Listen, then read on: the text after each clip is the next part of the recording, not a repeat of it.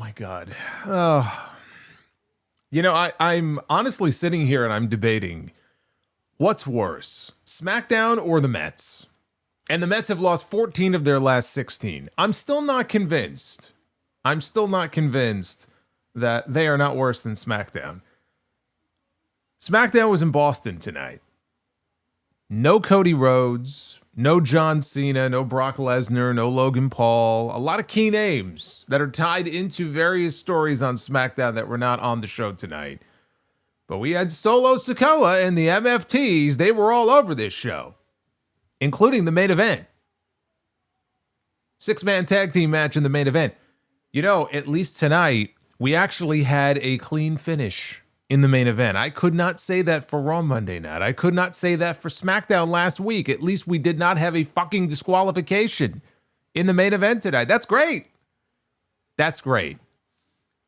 Sami Zayn is officially now a member of the SmackDown roster. They made it official. It kind of felt that way anyway. Last week he got a win over Solo Sikoa. It felt like he should be going for the United States Championship. Then they attacked him on Raw Monday night. I got to deal with the MFTs on Monday. It only felt natural that you would move Sami over to SmackDown. They made that official. And he was in the main event tonight, and he got another win. He pinned the United States Champion 2 weeks in a row. That doesn't bode very well for his chances when he actually gets that title match, but we'll get there at some point. They did not make that announcement official tonight. What else can I say about this show? I'll tell you one good thing. Better late than never. They're actually doing something with Carmelo Hayes. They're doing a story with Carmelo Hayes and The Miz that is clearly intended to eventually turn Carmelo Hayes babyface. That's more than I can say they've done with Carmelo Hayes in months on this show. I don't know what took them so long, but at least they're doing something with him, right? So that's a plus. And we had Jacob Fatu in the main event tonight as well on that 6-man tag team match, which that sort of thing is the sort of thing we need to see more of. I just wish they had something more compelling and more engaging for him to be involved in at the moment. There's not a whole lot to say on this show as far as things that are engaging or things that are terribly interesting. I'm sorry. I wish I could say that there was, but there is not. Case in point, look at the women's championship scene on SmackDown. It was very striking tonight. And I'm not just talking about the WWE Women's Championship and Tiffany Stratton. I'm talking about the U.S. title as well with Julia. Julia's representative was on the show tonight. Julia herself was not on the show. And let's not pretend that they've done a whole hell of a lot with Julia so far. She's got the championship. She hasn't done anything with it yet. But I'm looking at the women's scene on SmackDown right now. And tonight what we had was a backstage segment involving Tiffany Stratton, Jade Cargill, and Nia Jax, who's been spending the last few weeks on NXT. But they were all bickering and they were all arguing. And they sure made you think that we're getting another match soon involving Tiffany Stratton and Nia Jax. That is how barren they are with ideas when it comes to the women's championship picture on this show. It is dire. The women's title scene on this show is dire. And it is in need of, obviously it's in need of some fresh blood. It's in need of Bianca Belair. And it's out of their hands. Obviously, she has to get medically cleared first. But boy, they have really taken a blow not having her available. That much is clear. Now, I'm hoping that she gets cleared soon. But again, she was talking a few weeks ago before SummerSlam about how, the one broken finger that still won't bend. If that doesn't heal on its own, she'll need surgery. So let's get a prayer circle going for Bianca Belair that she can be okay and she can get medically cleared soon. Because my God, could this division use her right now on TV? So don't even get me started on the women's division on this show. This was another boring episode of SmackDown. Last week's SmackDown absolutely sucked. Tonight, there were pockets of little glimmers and pockets of hope here and there. Again, the Carmelo Hayes stuff as an example. There was some, solid wrestling on the show. But the show, it has no soul. It is completely devoid of any soul. I don't understand how this show could be so boring. With all of the names that they have in this company, and this is the best that they could come up with week to week, what is going on here? It's like they took the summer off. I'm not even exaggerating when I tell you that the episodes of Collision that I am able to check out, Collision is a better show than SmackDown. There is a TNA pay-per-view tonight, Emergence. I forgot all about that. I haven't watched it, obviously. I was watching SmackDown, but I am certain that that is a better show than SmackDown was tonight. But Collision week to week is a better show than SmackDown. That is where we are at this point. That's where we are. I don't understand it. I really don't. Now, they did mention tonight, for those of you wondering about the Naomi situation, Naomi is going to be on Raw this Monday night. They did not say what her status is. Obviously, she will update everybody on her status on Raw. We will get an answer. If she is going to be out for a while, for whatever reason, and has to vacate the Women's Championship, we will know on Monday night. So that is the update on Naomi. We'll have to wait until then for answers. In the meantime, though, we're stuck talking about SmackDown. Sorry, guys. At least you got me. This is your SmackDown review. It is Friday night, August 15th, 2025. I am the Solomonster. I promise to not be as boring as this show was. Jay wants to know, then why are you watching it then? Well, Jay, you might be new here, but you see, I review SmackDown every week. Now, I don't have a crystal ball in my hand, although watching the show last week, I probably should have deduced that this show would not be much better. But see, I don't know what kind of show I'm going to get from week to week. That's why you watch the shows. Sometimes they're great, sometimes they're not. Unfortunately, this is 2 straight weeks of very boring television that we have been given, and my job is to sit here and talk about these shows because that is what I do here on this channel. I talk about Raw, I talk about SmackDown, I talk about Dynamite, I talk about whatever the hell I want to talk about. So I hope that helps.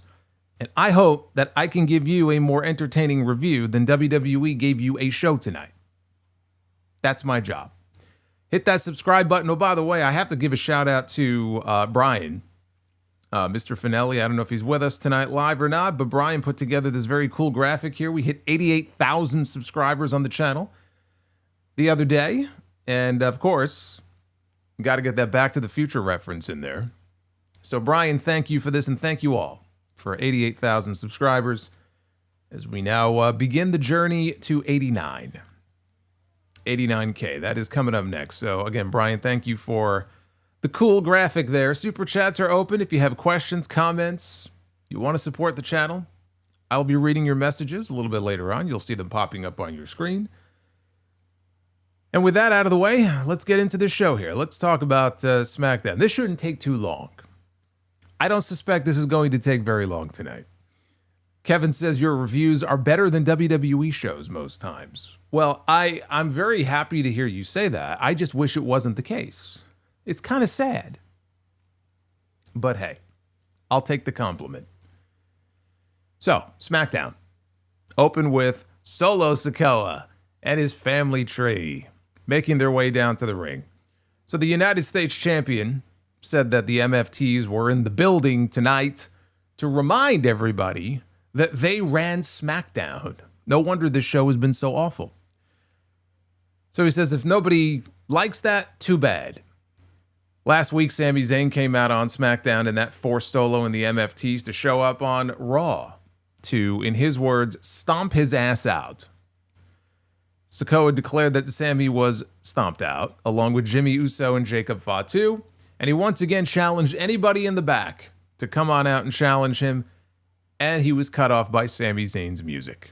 So he made his way down to the ring, and Sami said, look, I'm just here to talk. That's all I want to do. So the MFTs, they left the ring. It was just Sami and Solo in the ring together. Sami said this past Monday, had he beaten Rusev in their match, it's very possible that he could have been fighting for the World Heavyweight Championship at Clash in Paris. As it is, there's a 4-way match. Sami Zayn is not involved in that match, but maybe he would have been had he got a win on Monday. And now that's not going to happen, thanks to the MFTs. And he was furious about it, but after some thinking, he noted that he was finally liberated. He had been so focused on chasing the world title that he hadn't really had time to focus on other things in WWE, and for that, he has to thank Solo Sikoa. So Sami said there was one title that he has never held outside of the world title in WWE, and that is the United States Championship. So Solo taunted him and said, yeah, and you're never going to win the U.S. title. And he yelled at him to get off his show because he didn't want to see him ever again. And at that point, Sami informed him that he is now officially a member of the SmackDown roster. He didn't say how this all came about. It just happened. It just is. He is now officially, not that it matters. It is kind of funny to have him come out here and say, I'm officially on SmackDown now. It doesn't matter. People go back and forth at will. So does he really have to come out here and declare? This is not the fucking airport. You don't have to come out here and declare stupid shit like this. That really doesn't mean anything. But according to Sami Zayn, he is officially on SmackDown now. So Solo took something away from him, he said, and now Sami was going to take something away from Solo in the form of the US title. Solo tried to strike Sami. Sami fought back. So the MFT stepped in. They delivered a beatdown until Jimmy Uso ran out for the save. The MFTs still had the advantage, so they beat on him until Jacob Fatu came out, even up the numbers a little bit more. The MFTs were forced to retreat, including all three babyfaces, sending Tala Tonga out of the ring with a triple super kick. Nick Aldis came out at this point, and he made it official for the main event that it would be Sami Zayn, Jimmy Uso, and Jacob Fatu taking on the MFTs in a 6-man tag team match. So we had the MFTs in the opening match, and now we were guaranteed to have the MFTs in the closing match. Another week, another show where Nick Aldis cannot be bothered to have a main event already scheduled before his show goes on the air. Terrible. But it is nice that they acknowledge that Sami Zayn at least has officially switched rosters, which honestly, it's the right move to make. And effectively what has happened here, they have said nothing, by the way, about LA Knight officially being on Raw. But LA Knight is officially on Raw now. I don't know what the roster page, I assume LA Knight is still listed on the SmackDown roster page on WWE.com because they take their sweet time updating that website, unless you are released or your contract expires. Boy, they get you in that alumni section real quick. But sometimes it takes a while for them to update the roster pages. Basically, what's happened here is they had a 1-for-1 trade. Sami Zayn has been moved over to SmackDown. LA Knight has been moved over to Raw, which is where he belongs. Remember, I was calling for that move for months. Because LA Knight is actually in the main event at Clash in Paris. He is wrestling for the World Heavyweight Championship. Again, he already challenged for the world title last week. If that doesn't make him a member of the Raw roster, I don't know what does. And I also don't know why this was never acknowledged on television. I think it's a very lazy way to make roster moves, especially when you have two general managers. It would not take a lot of effort to set up a segment or two to make it very clear that there's some sort of trade or there's some sort of deal that's been struck. But again, they can't be bothered because this is lazy television. So things just happen. There doesn't have to be an explanation for it. It just is. It is the laziest form of storytelling you could possibly ask for. But there you go. That move is now official. Now, interesting that Sami is on SmackDown because, again, his story is on the back burner for the World Heavyweight Championship right now. Or the WWE title, I suppose. But just because he's on SmackDown does not mean that he cannot still challenge Seth Rollins at WrestleMania next year for the World Heavyweight Championship. I'm not saying he will. But it doesn't eliminate the possibility because if Sami Zayn goes to Saudi next year and he wins the Royal Rumble, or even if he were to win the Elimination Chamber, but more so if he won the Royal Rumble. I guess if you win the Chamber, you don't have a choice. You win the Rumble, you have the choice, right, of the champion that you would like to wrestle. So theoretically, you could still do Sami Zayn challenging for the big gold belt. Or you could have Sami Zayn challenging for the WWE Championship. And remember, he has a history with a certain someone on this show. That person is Drew McIntyre. Drew McIntyre is someone that Sami Zayn has never, ever been able to beat. Drew McIntyre is undefeated against Sami Zayn. So if you wanted to tell that story next year, it's like killing two birds with one stone. Not only could Sami finally get that elusive win over Drew McIntyre, but in so doing, he might be able to win the WWE Championship for the first time. So that's another potential story avenue for them to go down. Obviously, they're going to revisit it because they keep drilling it into our heads that I want to be a world champion. I know I can be a world champion. But they had to pivot away to something else because it's too early to tell that story. So him going after the US title actually makes sense. But that was your opening segment here on this show. Now, that led into Alexa Bliss One half of the women's tag team champions with Charlotte Flair in her corner, taking on Piper Niven, who had Chelsea Green and Alba Fire in hers. By the way, I should point out they had a giant King of the Hill logo in the middle of the ring to promote the reboot. Bliss asked for a moment before the match to put her Lily doll aside, and that's when Piper bounced. She pounced, and she bounced. Bliss jumped on her back. She tried to apply a sleeper hold. Niven broke the hold. She floored Bliss with a boss man slam. That took us into a commercial break. Bliss took advantage after she avoided a cannonball in the corner. She hit Piper with repeated running moonsaults. Niven regained momentum, though, with a headbutt. Bliss avoided the Vader bomb. And as she tried to head up top, Chelsea got up on the apron to run distraction. Charlotte, though, stopped her. So Alba Fire got up on the apron. She got kicked away by Bliss. And in the end, Bliss rolled up Piper and got the win. And after the match was over, Charlotte and Alexa, they found themselves on the receiving end of a 3-on-2 attack from Chelsea and her Secret Hervis. Decent enough match. Seems to set up a future tag team championship match for these two. It gives Chelsea's group a rare segment where they were not the ones to be laid out. They did the laying out, but I'd be lying if I told you that any of this was terribly exciting. Certainly Boston didn't think so. Backstage, Nick Aldis stood between Tiffany Stratton and Jade Cargill as they were bickering back and forth. Nia Jax showed up. And as I mentioned earlier, she's been on NXT the last couple of weeks. And even before that, she hadn't been on SmackDown for a while. I honestly don't remember her doing anything after she lost that last woman standing match to Tiffany Stratton. It's possible she wasn't on this show until tonight since then. But there she is. Nia took issue with Jade wanting a rematch for the women's title. Nia suggested that Jade fall back and let her take care of Tiffany Stratton.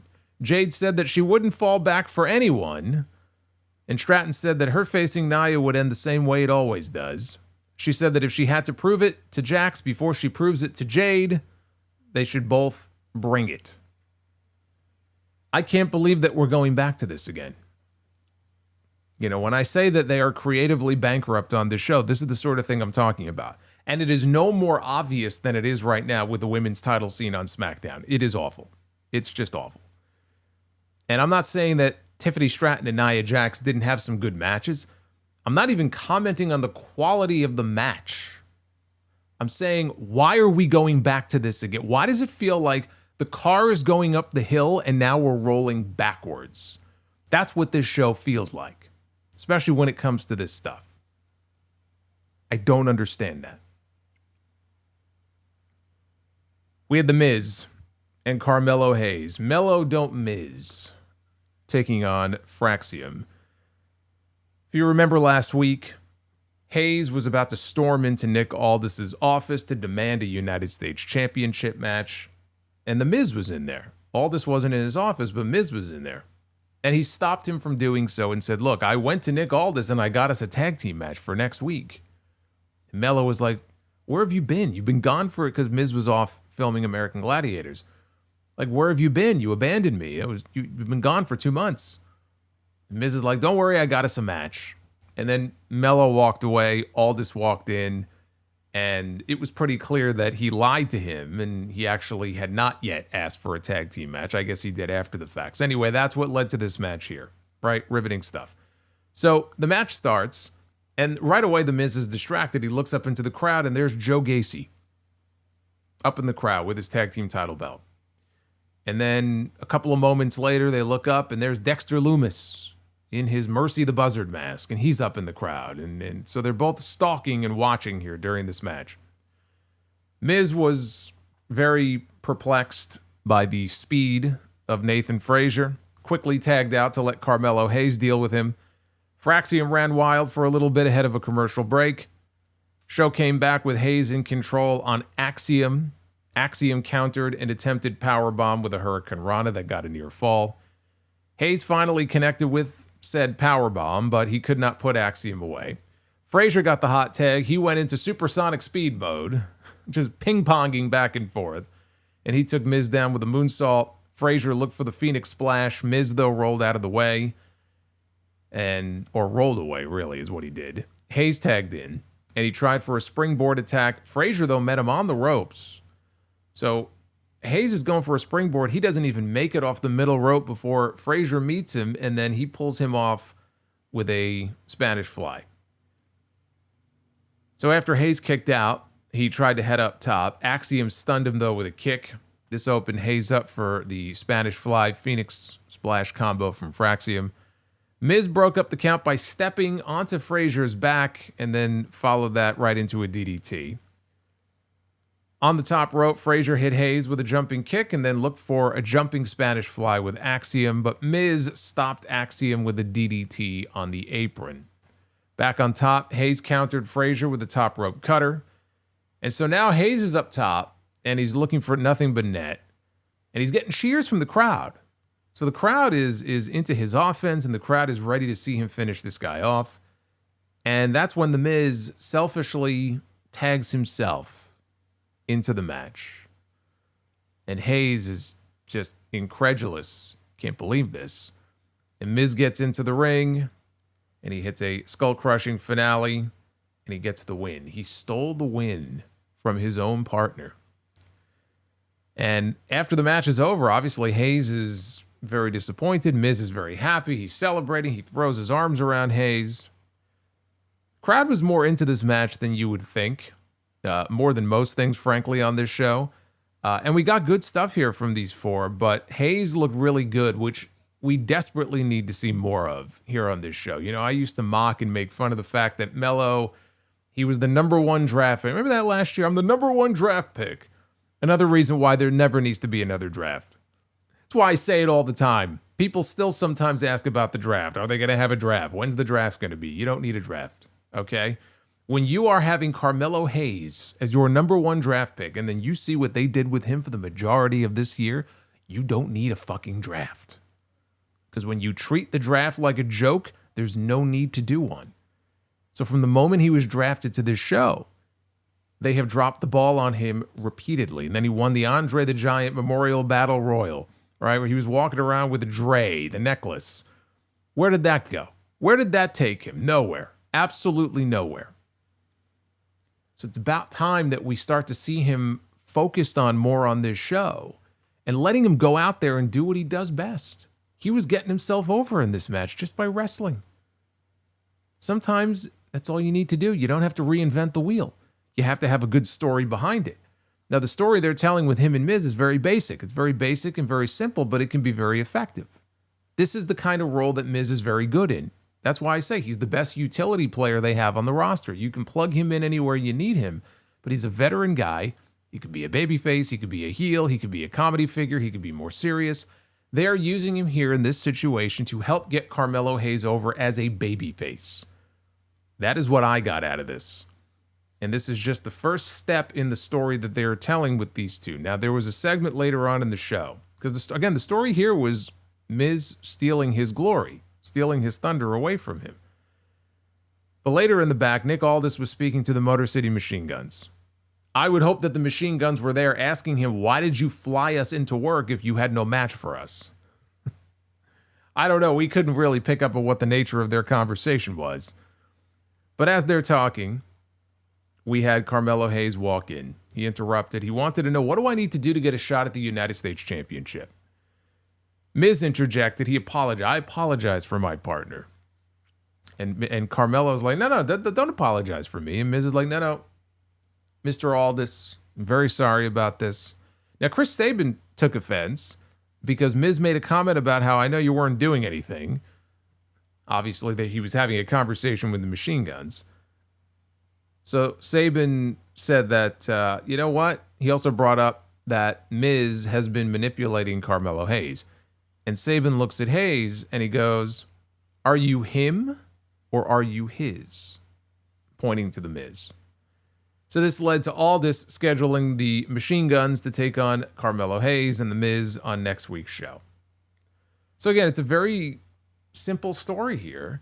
Carmelo Hayes is the kind of guy that you need to promote, that you need to put some of your muscle behind. If you are going to push him, then push him. If you think he's a #1 draft pick, then prove it. Let him go out there and let him do what he does. Give him the opportunity to get over. He will either get over or he won't get over. He was already getting over tonight in this one match on a show where there wasn't a whole lot that felt like it was getting over. So I don't care what your opinion is of Carmelo Hayes. Carmelo Hayes is a super talented guy. Did very well for himself in NXT. He's not the biggest guy in the world, but he's got a lot of talent. And there's potential for him to be so much more than he is right now. Certainly someone at a United States Championship level, I would say so. And where he goes from there, who knows? But to not even give him the opportunity and to just have him sitting in the back and sitting on the back burner for over a year. Like, it doesn't make any sense to me why you call these people up if you don't intend to use them to their full potential. I mean, he wasn't some schlub in NXT. He's a former NXT champion. Hasn't been treated like one on the main roster. So when did he get drafted? Was that May of last year? It's August of 2025. It's about time they try something with this guy. One of the few positives about this show tonight. Now, backstage, Tiffany Stratton was approached by Kiana James, who offered her services, including the benefit of, you get your own custom pink world championship. Stratton refused her services, and then she walked off. Michin then appeared and said that she had Julia next, and Kiana said that this was under advisement. That was the last we saw of Tiffany Stratton on this show. Joe Tessitore updated us from ringside and said there was no medical update on the condition of the WWE champion, Cody Rhodes, after the vicious, heinous attack at the end of last week's show by Drew McIntyre when he kicked him into the announce desk. I mean, they went way over the top this week to make it feel like we might not see Cody Rhodes for a while. We don't even have a medical update on this guy. He could be fucking dead for all we know. Because Drew McIntyre gave him a Claymore kick through the bottom part of the announce desk. Oh no. So yeah, no medical update on him. But that led into Drew McIntyre coming to the ring for a promo. So, well, actually, I mean, look, at least we had a top name on this show who actually was on the show tonight and showed up to work. McIntyre talked about people asking why he did what he did last week to the WWE champion. He asked for the clip to be replayed again, which brought a smile to his face. McIntyre asked us to listen closely, as he said that apparently he did not attack Cody Rhodes. He then asked Joe Tessitore about a medical update on Rhodes and how very strange it is that we haven't heard anything. And he said that he started ranting about management hiding Cody's medical condition. McIntyre said that he wasn't mad at Cody, but rather he felt sorry for him because of how much he put the weight of the fans and the weight of management on his shoulders. McIntyre noted that he was once in Cody's position, but he moved on afterwards. He noted that Cody was nothing without his story, and he said that he actually didn't attack Cody at all last week. In fact, it was the other way around. Cody attacked him. And at that point, he walked us through what happened. He went spot by spot. What happened on the show the previous week in the main event. He even went outside the ring to illustrate. He threw me here, then he threw me into the post. So he's taking us step by step. I thought I'm watching JFK here. Step by step, he's showing us what happened, putting his own spin on it. And he noted that he only defended himself. And that while Cody was good at pissing people off, McIntyre said he was very good at taking people out. And Drew said that he's not a bad guy, but he will do very violent things if provoked. If you provoke me, I'm the real nightmare. And then he tossed the microphone down and McIntyre looked into the camera and he told Cody to get better soon. Again, the way they're making this Claymore out to be something so devastating that we need to have medical updates on Cody Rhodes is a little over the top. Because really, I mean, if you go back and watch it, it was a cool visual in the moment, but really, what did he do? You know what I mean? What did this man do? Maybe I'm just like, I'm at a point where everyone's finishing move has been kicked out of so many times that when you hit your finishing move on somebody, like, unless you hit your finishing move on the guy and you knock him off of like a 10-foot stage, or you knock him into a pit of needles or something awful like that. Like, really, who cares? You know what I mean? Like, it's not that big of a deal. But they're trying to make it like a big deal. Cody might be gone for a while. There was no challenge issued here. There was no mention of Paris. There was no mention of I'll see you for the WWE Championship. Obviously, that's where we're going with this. I still think it's going to happen in Paris. I wouldn't be shocked to see Cody back on the show next week. I've heard nothing about whether or not Cody has gone off to film Street Fighter. I mean, maybe he has. If he has, he's going to be gone for a few weeks. Last report I saw was that he wasn't going to miss as much time as Roman Reigns. Roman Reigns is supposed to be out from September 2nd until September 26th. So that's almost a full month. Does that mean Cody is only filming for 2 weeks? Does he have a cameo in this movie? He might not even have any dialogue in this movie. So I don't know. I don't know what his status is. I don't know if he's off filming yet. Maybe he'll be on the show next week. Maybe he'll be on the show the following week. But Clash in Paris is on August 31st, very end of the month. If he's not on the show next week, that makes it a hell of a lot less likely they're going to put that title match together in 1 week's time. Now, there's always the unannounced PLE on September 20th that WWE is going to be adding, so they could always do the match there. But I'm gonna assume that we'll get this title match in Paris. But if we do, we didn't hear anything about it tonight. Maddie says, it cannot be called a finisher anymore. There really is no real finisher anymore. Is there a finishing move in wrestling that you can think of right now, today, WWE or AEW, that truly nobody ever kicks out of? Like, maybe once, but I mean, like, it is protected. Like, it's a very short list. I think of the One-Winged Angel, right, when Kenny Omega hits it. Sheamus and the Bro Kick is still very protected. What else? Are there any other moves that you would put on that list? It's a very short list. I can't think of too many.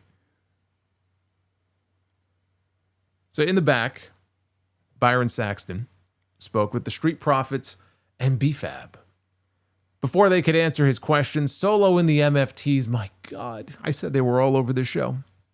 They were all over this show.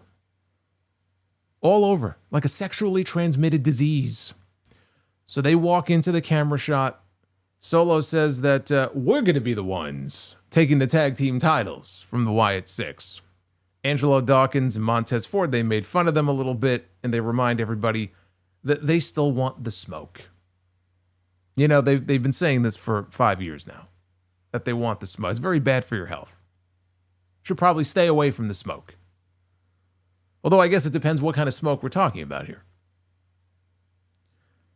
Tala Tonga was acting very distracted by something. They're like, are you okay? He's like, yeah. And then the MFTs walked away, but then we saw off in the distance in the background, lurking in the shadows in his mask, it's the rabbit mask, right? Is Eric Rowan of the Wyatt Six. He's got the giant hammer, the mallet with him. So that led into the Street Profits against Johnny Gargano and Tommaso Ciampa. Jackhammer. You can't name moves from 30 years ago. I'm talking about modern day wrestling, modern day WWE and AEW. You're all naming, look at this bonsai drop.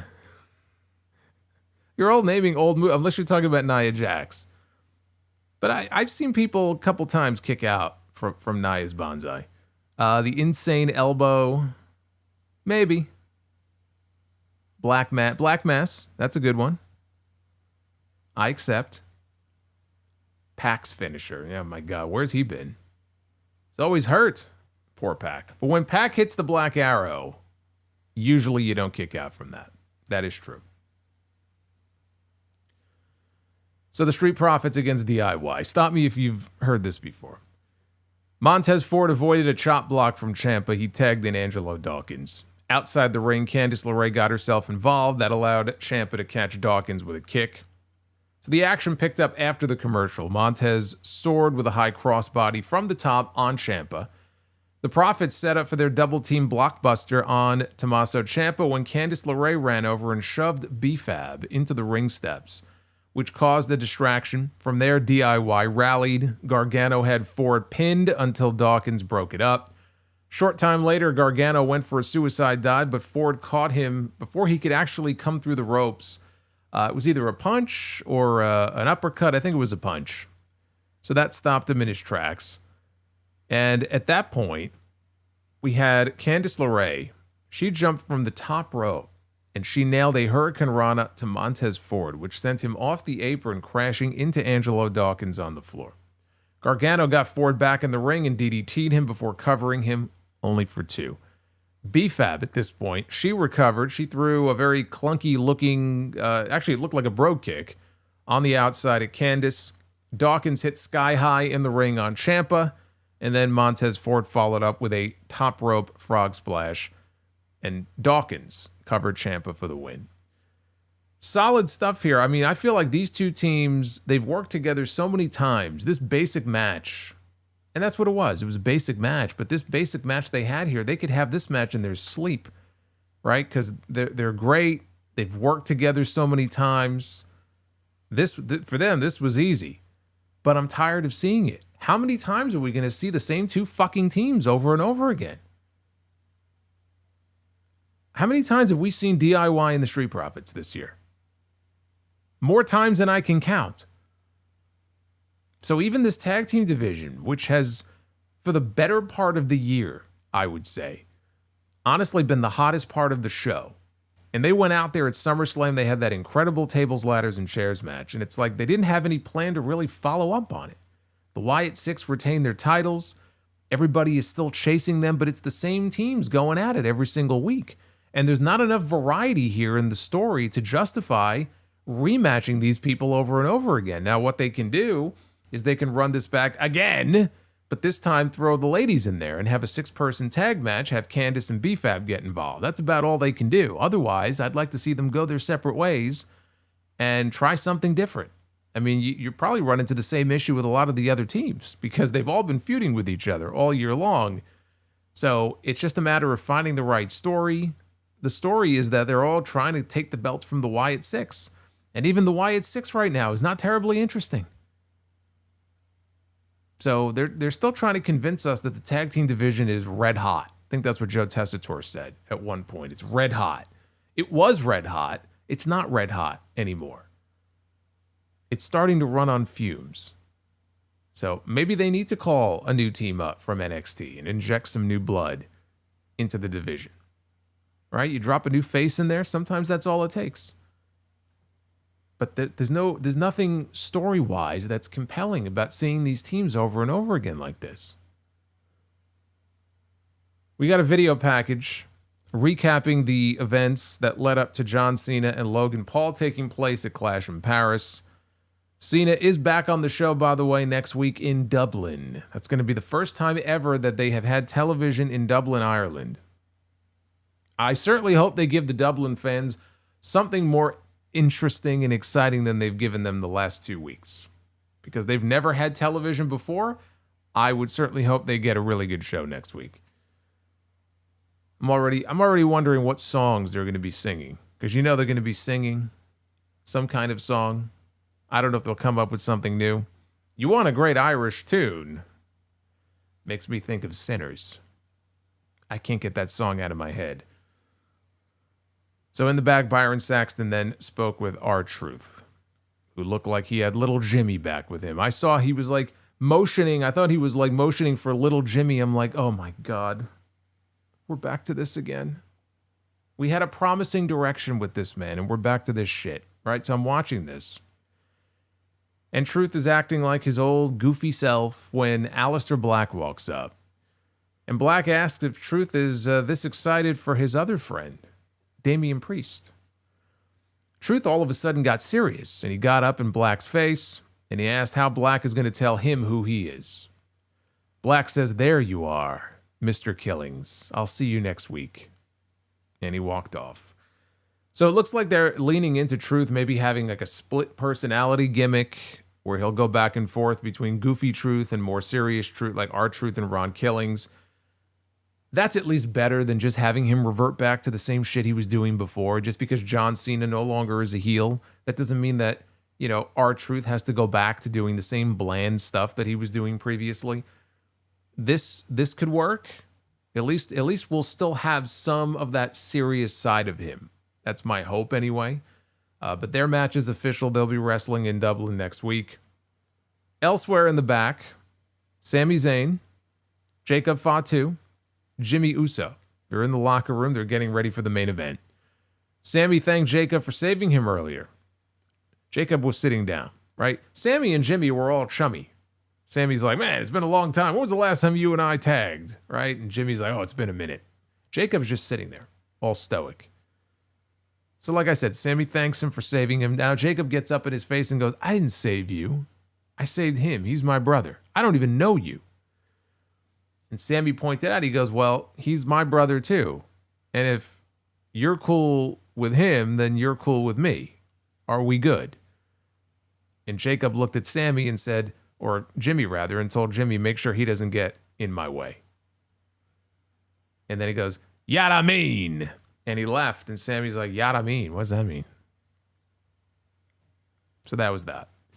And that led into our main event, which was Sami Zayn, Jimmy Uso, and Jacob Fatu against the MFTs.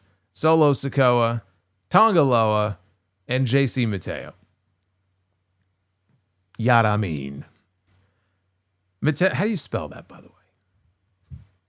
Is it Yadamean? Is that how we're spelling it? JC Mateo, he used his strength to run Sami into the heel corner as Tonga Loa entered the match. The great Tonga Loa. He threw Sami outside. He caused a distraction so that Tala Tonga could mow him down with a big boot.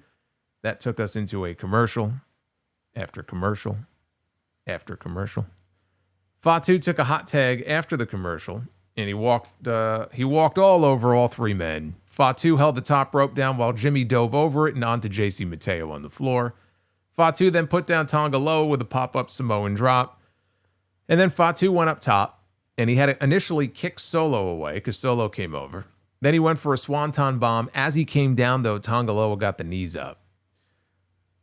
Solo tagged in, hit a top rope splash on Fatu, but only for a near fall. The MFTs just make me think of those terrible NFTs. Not a good... Actually, that's a great comparison. You're right. The NFTs are terrible. So Jacob reluctantly tagged out because he was in need of help. And he's looking up and Sami wants the tag, so he reluctantly makes the tag. Sami comes in, he drops Solo with a blue thunder bomb, but the pin got broken up. The match broke down at that point. Jacob took Tala Tonga off the apron with a super kick, and then Jacob dove through the ropes, out of the ring, into Tala Tonga, which knocked the big guy over the announce desk and took him out of the picture. Back inside, Sami dropped Solo in the corner with an exploder, and then he connected on a haluva kick. And for the second week in a row, Sami Zayn got the drop on the United States champion. He pinned Solo Sikoa. And then after the match was over, Jimmy hugged Fatu and Sami and then motioned for the two of them to come together. Jacob was a little hesitant at first, but then Fatu and Sami shook hands and they hugged, and the babyfaces celebrated to close out the show.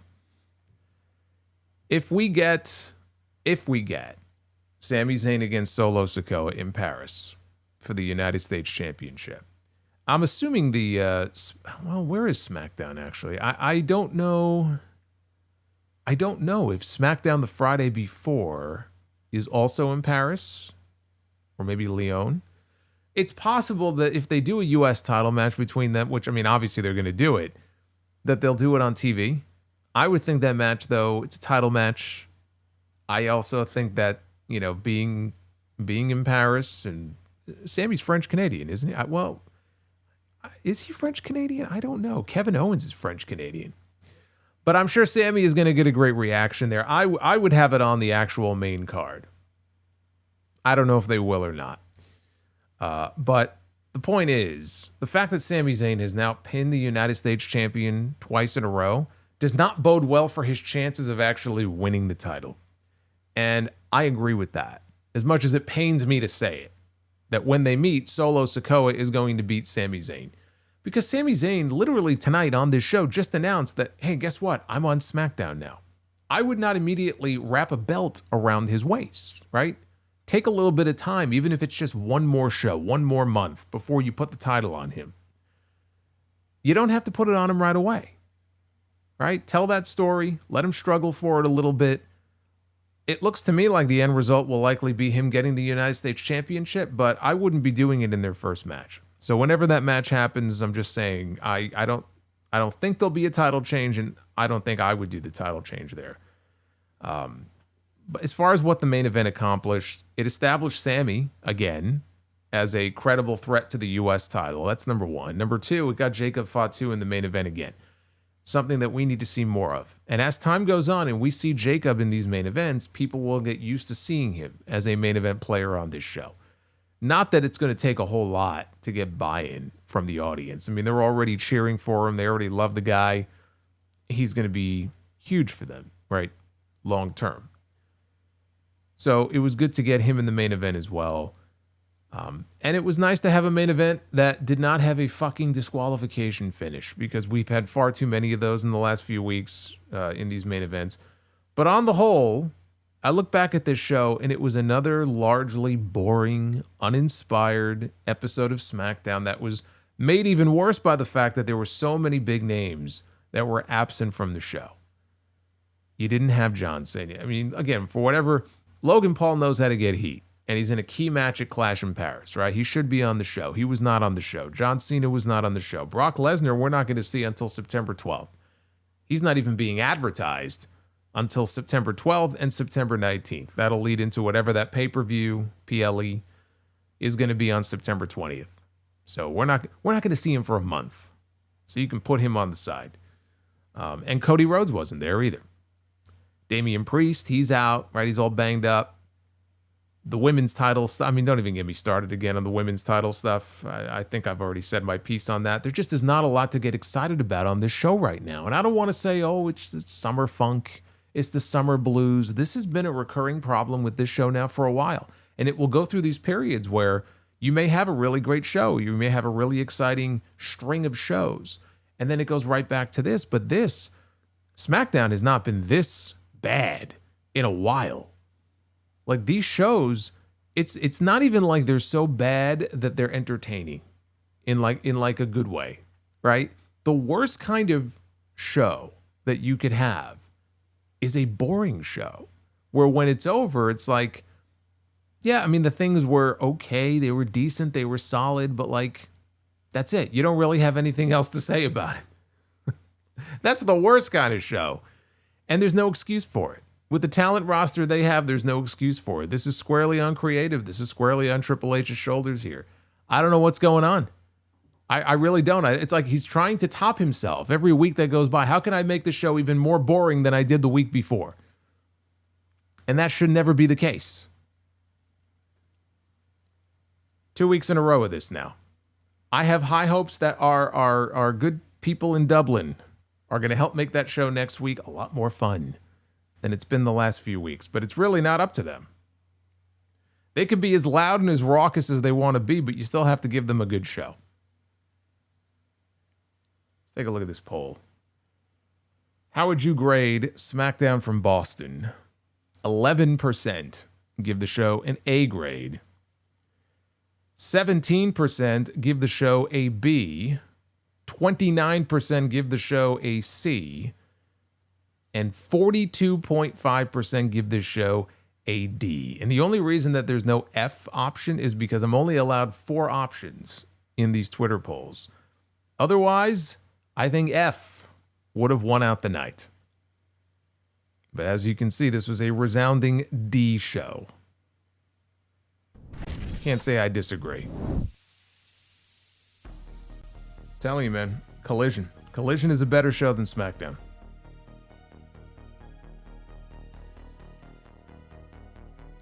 The way it is, that's where we are now.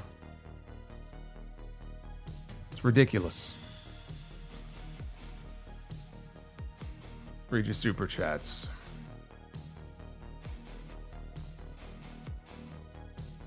I wish I had a better one for you guys. I really do. I wish I had a much more fun show to review, but you know, you take them as you get them. Holiday 197, we're going to kick things off with you.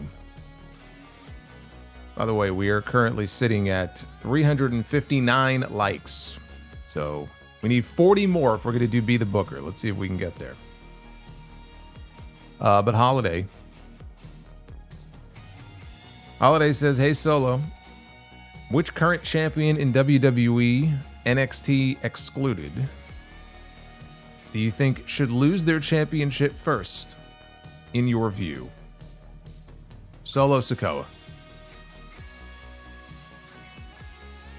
I think it might end up being Dominic Mysterio, but I think it should be Solo Sikoa. Victor, buy or sell 1997 Shawn Michaels or 2000 Triple H? 2000 Triple H was the best version of Triple H of his entire career. But 1997 Shawn Michaels was just on another level. He was also probably on another planet for most of the year. That's probably what made it so much fun to watch. I'm going to buy on 1997 Shawn Michaels. 1997 Shawn Michaels was, I feel like in many ways, Shawn physically in the ring at his peak. Hollywood Guy. Was Sammy traded to SmackDown for War Games, or is he going for the US title? I hope he gets his flowers soon.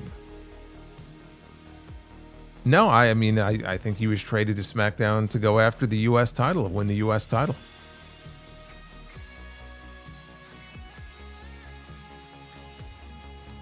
Nick Rosso. What are your thoughts on TNA moving to either A&E or CW and possibly going head-to-head with AEW on Wednesday nights? Also, do you think Naomi will vacate the women's title on Raw on Monday night? I do. I think she's going to end up having to give up the championship. My thought, I'm going to go into the TNA stuff in a lot more detail on the podcast on Sunday. So I really don't want to there's just too much to get into here, but I will say that there's a very particular reason why this is happening. And this has nothing to do with competition. Nothing. This is not competing. This is personal. Thank you, brother. We got Jace. Raw has a great women's division and an awful tag division. SmackDown has a terrible women's division and a stacked tag division. No lies detected there. Holiday says, do you see Chris Jericho returning to WWE to retire? Yes, I do. Shout out to Dev to Dust. Matt Fisher with the $4.99. Person 1, what does IDK stand for? Person 2, I don't know. Person 1, OMG, nobody does. What is this, like an Abbott and Costello who's on first routine? Also, 2 people fell down a hole. Yeah, Green Man. At the beginning of the stream, poor guy. Poor guy's been getting a workout over the last week. When you see Green Man at the beginning of the stream, you know it was a bad show. Just say that. It says 2 people fell down a hole. One said, it's dark in here, isn't it? The other replied, I don't know, I can't see.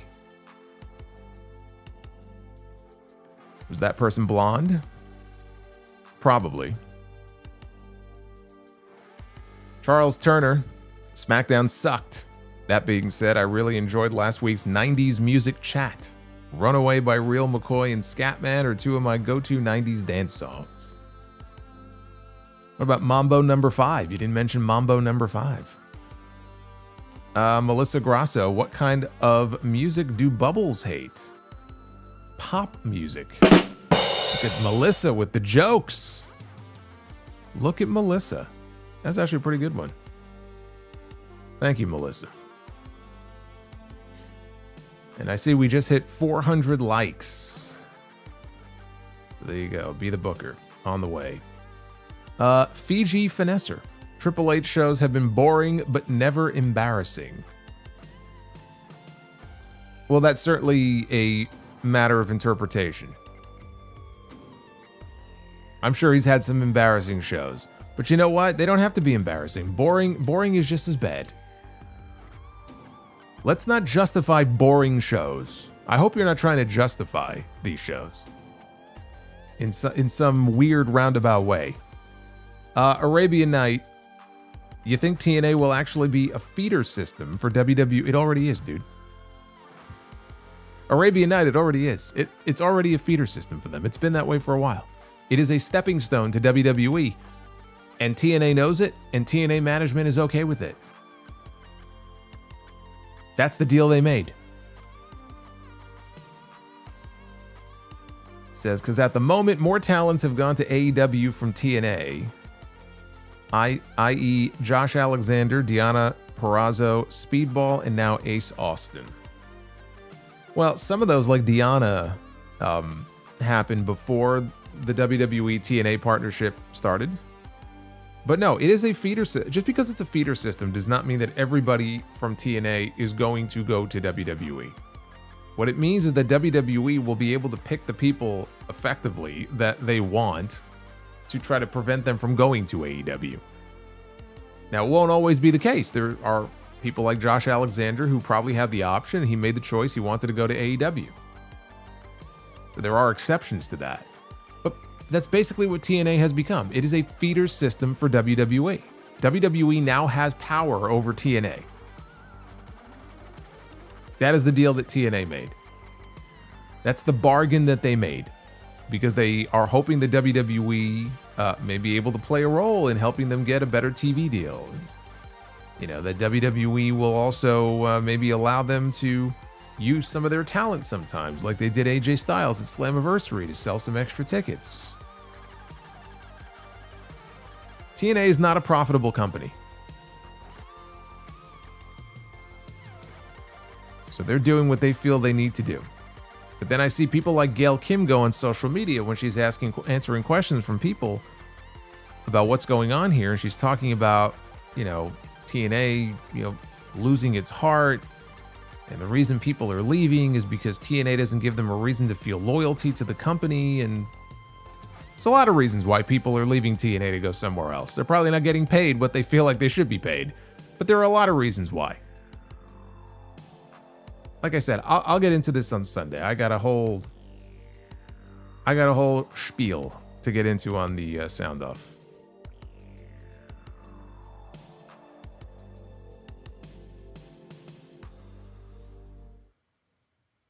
Anyway, thank you. Very, very brief. Short and to the point, I guess. Thank you guys. Everybody who sent one in, I appreciate you very much. Let's be the booker. Ladies and gentlemen, it is now time to be the booker. It is time to be the booker on a Friday night. What is it that CM Punk says whenever we see him on TV? Is it great? Is it great to be alive on a Monday night? Is it great to be alive with Be the Booker on a Friday night? I would say so. We start off with the Quebecers. They were in Quebec City last week for SmackDown. We should have had them pop up last week. Jacques and Pierre, the Quebecers. They're not the Mounties. And they will be taking on Imperium. Ludwig Kaiser. Man, I see Giovanni Vinci, and it just makes me very sad. But it would be a good match. Giving it the bell, but man, Vinci and Kaiser were a damn good team. What a waste. I haven't even heard about Vinci wrestling indies anywhere. Our women's Be the Booker, we have Riho. There she is. I haven't seen Riho. Last I heard, she broke her wrist, but that was like 9 months ago. It was a long time ago. I don't know where she's been. Riho and Natalya. That just doesn't do it for me.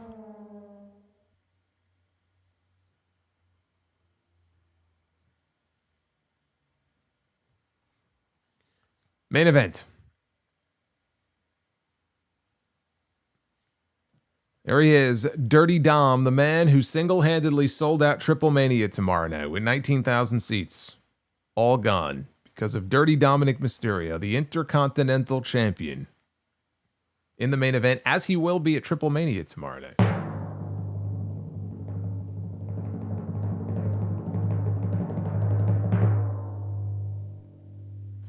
Dirty Dom against the TNT. Look at this. The Intercontinental Champion against the TNT Champion, Kyle Fletcher. See, now there's a match between two young rising stars. Champion against champion. Like if you were going to put together a WWE AEW supercard, this would be one of the mid-card matches on that show that you would have right there, right smack in the middle of the pay-per-view. Dominic and Kyle Fletcher. 2 out of 3 in Be the Booker.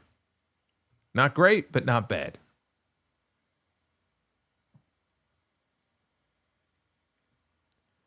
Jeff says, I would love to see Riho versus Natalya. No, I would love to see Riho against the Bloodsport Natty. Not this WWE version of Natty that they don't do anything with. Bloodsport Natty. Well, I do a Triple Mania review, so I'm going to be gone tomorrow. I have a party to go to, but I am hoping that when I come home, I can play catch up with Triple Mania. And then I will talk about it on the Sound Off on Sunday. So the answer is yes.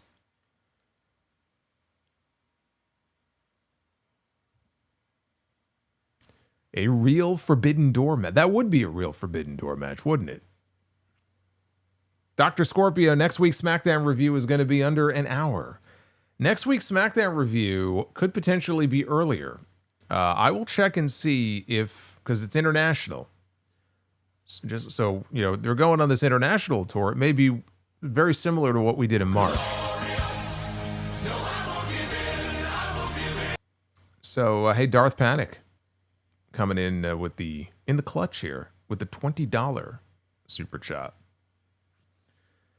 Yeah, so if SmackDown is going to be airing earlier, I'll use my VPN, and maybe we'll have an earlier SmackDown review next Friday. I don't know. I don't know where it's airing, time zones and everything. I'll keep you guys posted on that. Any opportunity for me to go earlier with these reviews, I'm going to take advantage of it. Broly with the $4.99. No effort in the fact that the 3 most boring factions are leading the show. Like the MFTs, Secret Hervis, and Wyatt 6. I'll just stick to Raw. Yeah, I mean, the God. You know what? It's all the factions, dude. It's all the factions in WWE. Even Seth's faction at this point. I love Braun Breaker, but even Seth's faction is just, it's missing something. You know, the Judgment Day, the Wyatts, the MFTs, Secret Hervis. There's just nothing, man. There's nothing there. You have all these groups and none of them are interesting. Not a single one of them. Darth Panic. So if the rumors are true about Naomi, then this will be the second time that she has to relinquish the title. Well, right now, that's all it is. Lots of rumors out there. Nobody knows, but we're going to find out on Monday. We have to. They can't wait any longer. They've got a PLE to promote at the end of the month, and Stephanie Vicaire is guaranteed a championship match. Io Sky was supposed to get a championship match. So if the title has to be vacated, there's only one match that makes sense. You don't have to do a tournament. You don't have to do multi-person Mania. Io Sky, Stephanie Vicaire in Paris, one-on-one. Inject that shit into my veins, and that's all you need to do. It's very simple.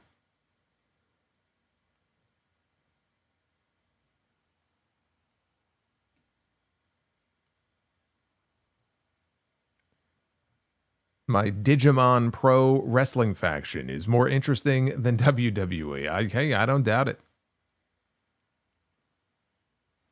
I don't doubt it. Yeah, WWE just doesn't know how to do interesting factions. They just don't.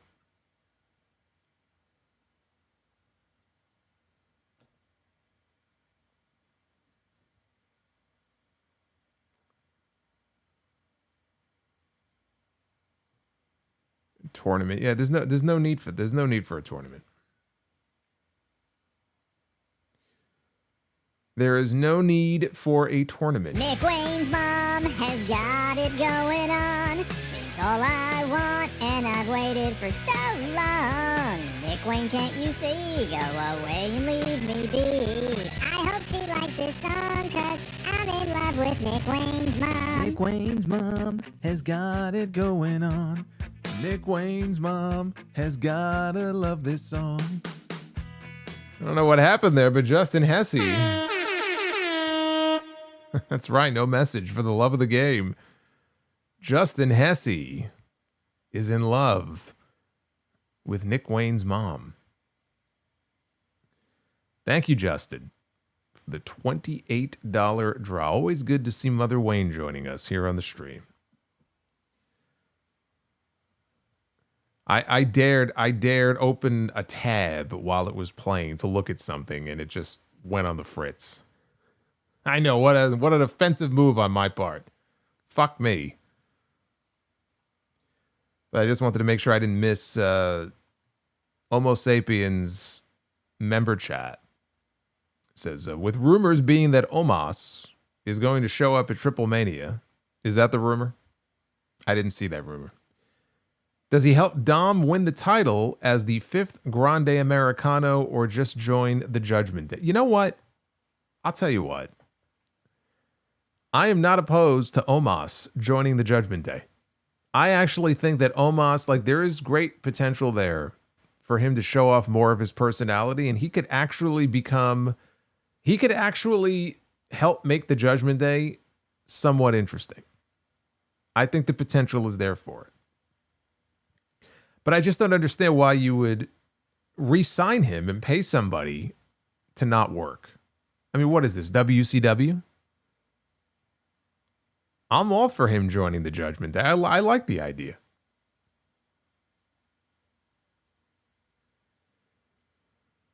Broly, Wyatt 6 against MFT's War Games, pal.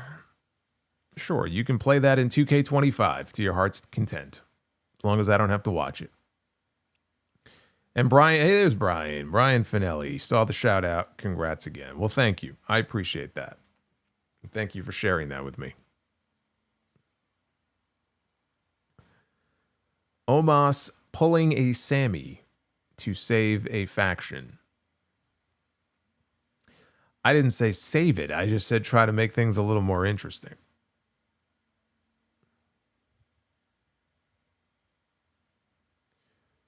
I think Liv getting hurt the... Well, of course, Liv getting hurt the story they were telling with Liv Morgan and Roxanne Perez.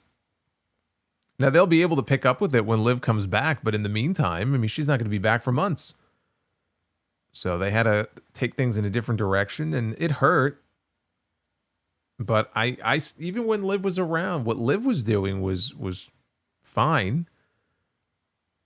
But was it on its own? Was it making the Judgment Day this wonderfully interesting faction to watch? I mean, it was more interesting than what they're doing now, but no, I still would have felt the same way. I mean, the Judgment Day, what we're watching here is kind of a shell of what it used to be.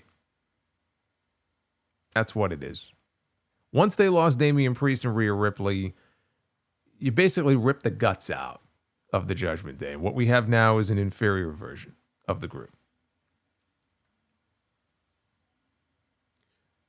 With inferior music, too. When they changed the music, that didn't help.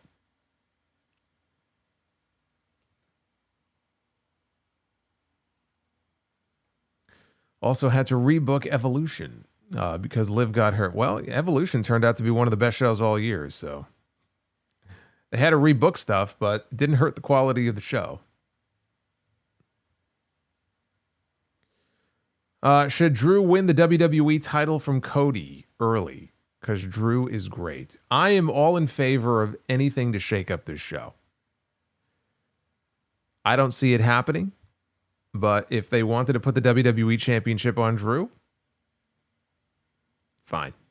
Fresh goes better with Mentos Fresh goes better with Mentos Fresh and for the life. Mentos, the Freshmaker. Yukio rules. Even Mentos could not save this show tonight, but I do appreciate the effort. Yukio with a $30 Mentos, the Freshmaker drop. This is Solomonster doing the Alex Wright dance for a super chat. The whole point is that I want people to actually trigger it. I don't want people to actively avoid it. So I don't think that's a very good idea. I could have Alex Wright doing the Alex Wright dance. What's Alex Wright up to these days? Maybe I can get him to do a custom super chat. Alex Wright eating Mentos. That could be the super chat. Hey Yukio, thank you. Thank you for the love. Yeah, we're getting some big ones here before we get out of here. We got that one. We got the Nick Wayne's mom one. You guys are doing what SmackDown failed to do tonight, putting a smile on my face.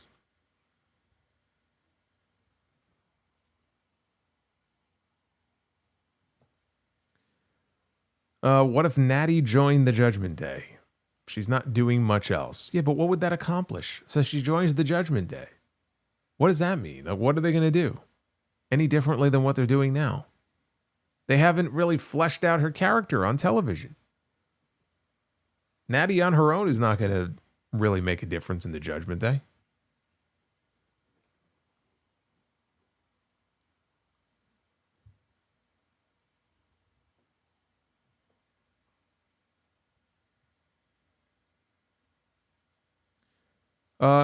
Is it true that Alex Wright was Blitzkrieg? Yeah, I don't know where you heard that. No, he was not Blitzkrieg. I think Blitzkrieg, when he got out of wrestling, I think he ended up being like a computer programmer or something.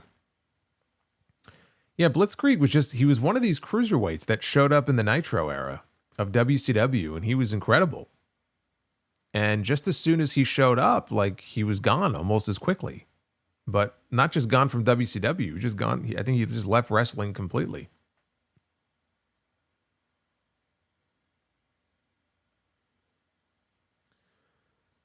Matt Fisher with the 20. Just to say meow. Okay. All right. Very good. Very good. Matt is going to mosey on over to the litter box as I mosey on over to this super chat here from Broly. WWE too lazy to get new men to the top compared to the women. It's the same men in the main event scene every year. Women are beating the men. You know, there are, I think more so on Raw than on SmackDown. Like the stuff with Rhea and Io and the World Heavyweight Championship on that end has been infinitely better than what they have given us on SmackDown. Off is a direction you can fuck. I feel like that was sort of Triple H's message to the women on SmackDown.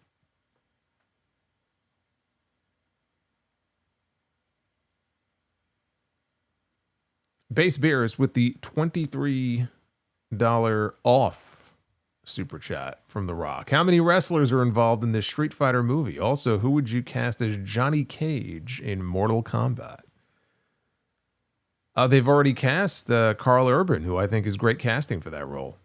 I wouldn't change anything. I wouldn't put any wrestler in that spot. I know people were like, "Oh, The Miz should have been Johnny Cage." No, Carl Urban is going to be a great Johnny Cage. He says LA Knight. No, I mean, again, I think the casting is on point.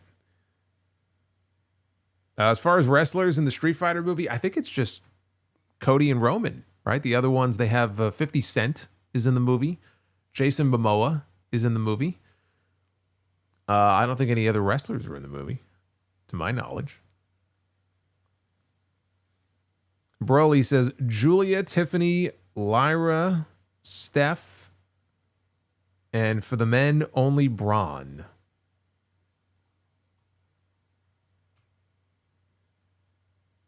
Oh, I think he's talking about women that they have gotten to the top. Well, Lyra's not at the top. Yeah, I mean they've done a very poor job as compared to the women of trying to get some of the new faces over at a high level. I don't disagree with you on that. Obviously, Braun Breaker is going places, but they're also, look, you got to throw Jacob in there. You got to put Braun and Jacob in there. Z-Paul Senti with a $10 super chat says, oh, that's right. Wait, hold on, Joey. I forgot all about that. That's right. Hey, there's Vato's thing. Hiroki Goto from New Japan. He's in Street Fighter. He was cast as E Honda. I forgot about that. So we got Cody Rhodes, Roman Reigns, and Hiroki Goto. I think that's all of them.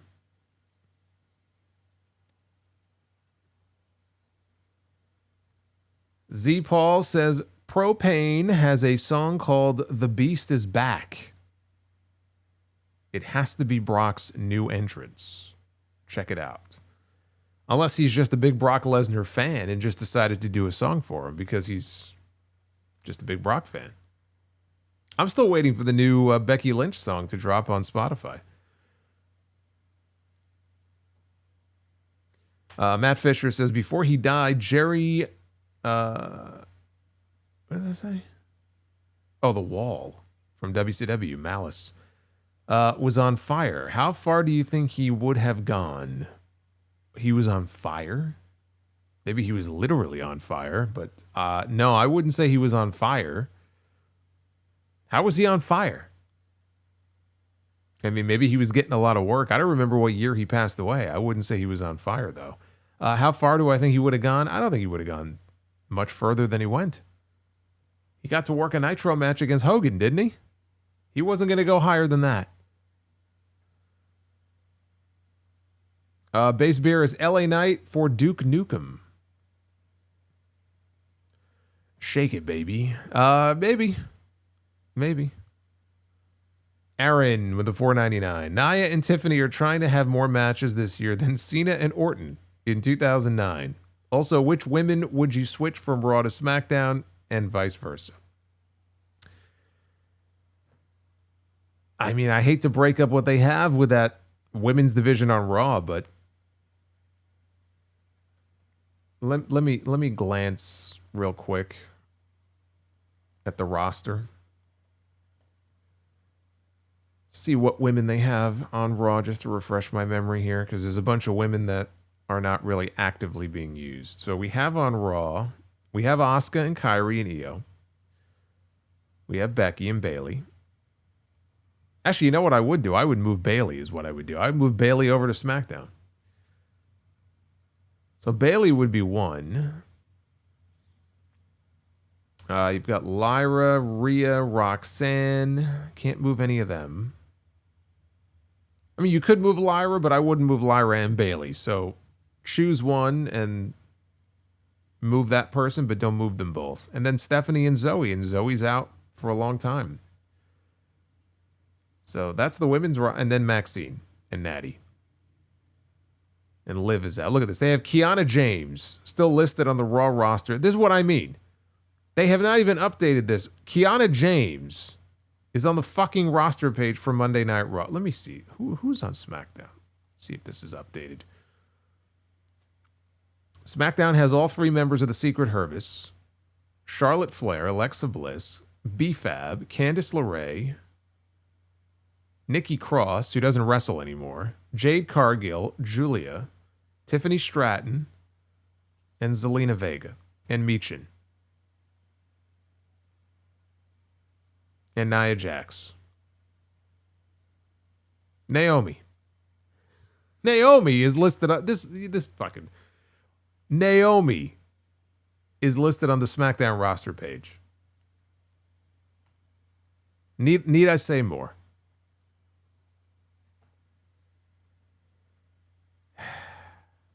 My God. I don't know why it takes so long for them to update their friggin' roster page. Broly says, have you seen Jeepers Creepers? My favorite horror movie. I did. I didn't see the sequel. Actually, I think there was more than one. I like Jeepers Creepers. I wasn't expecting a Justin Long cameo in Weapons, but he was in there too. Melissa with the $4.99. What did one hat say to the other? You stay here. I'll go on ahead. My God, this is like the female version of Sidro here. Only not as dirty. Thank you, Melissa. This is how much attention the women's division gets, says Roderick. Well, at least on the website.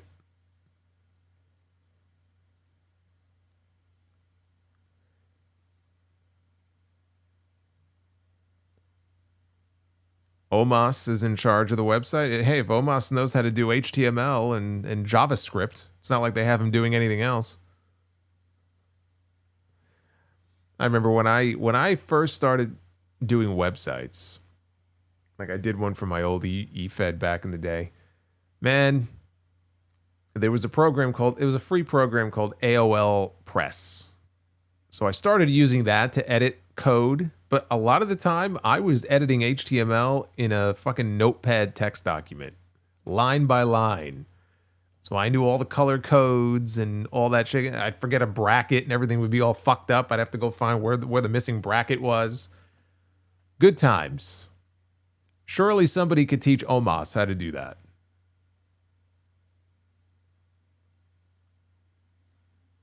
Have I ever seen the 1977 Hills Have Eyes movie? No, I saw the remake. I did not see the 1977 one. GeoCities. What was the other one? It was, I think there was another one. But yeah, I actually never had a GeoCities page. I had an AOL page. I did not have a GeoCities page.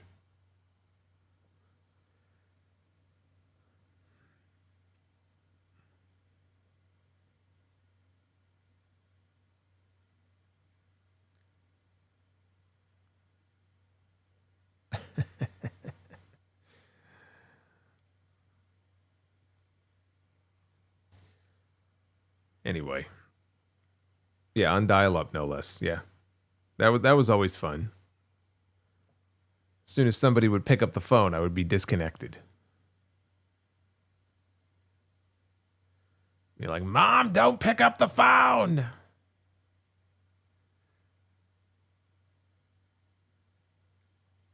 Yes, AOL dial-up is ending. I believe as of the end of this month, AOL will be discontinuing its dial-up service. Finally. After all these years. There were still some people using it. Probably, elderly people. They are finally discontinuing it.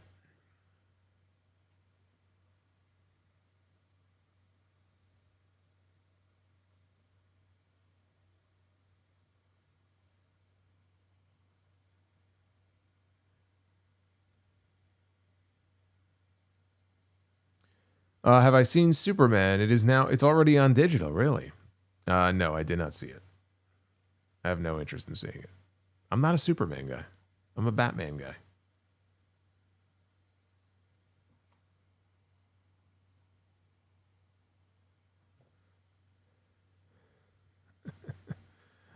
Yes, people are shocked that AOL is still on. I mean, it won't be in a little bit, but yeah, no, it was still there.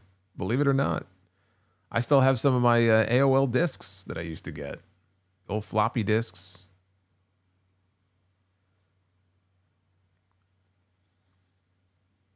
God, that noise it used to make. It's like a dying animal. Aaron with the $4.99. If the streak has to end, which Undertaker opponent in hindsight would you have picked to win instead of Brock? I would pick Orton at WrestleMania 21. Of the existing people that he wrestled, CM Punk at WrestleMania 29.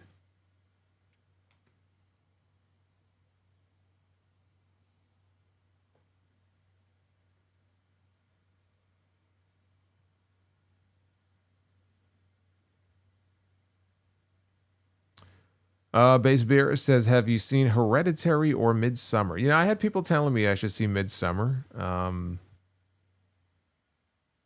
Did I see I don't think I saw Hereditary. No, I saw The Descent. That's what I saw. No, I didn't see either one. Winston Slip, Buy or Sell, Anaconda, 1997, or Deep Blue Sea, 1999. I don't want to say that it was a great movie, but Anaconda still lives rent-free in my head, especially the scene with John Voight where he gets swallowed up by the snake. Still lives right up here in my head.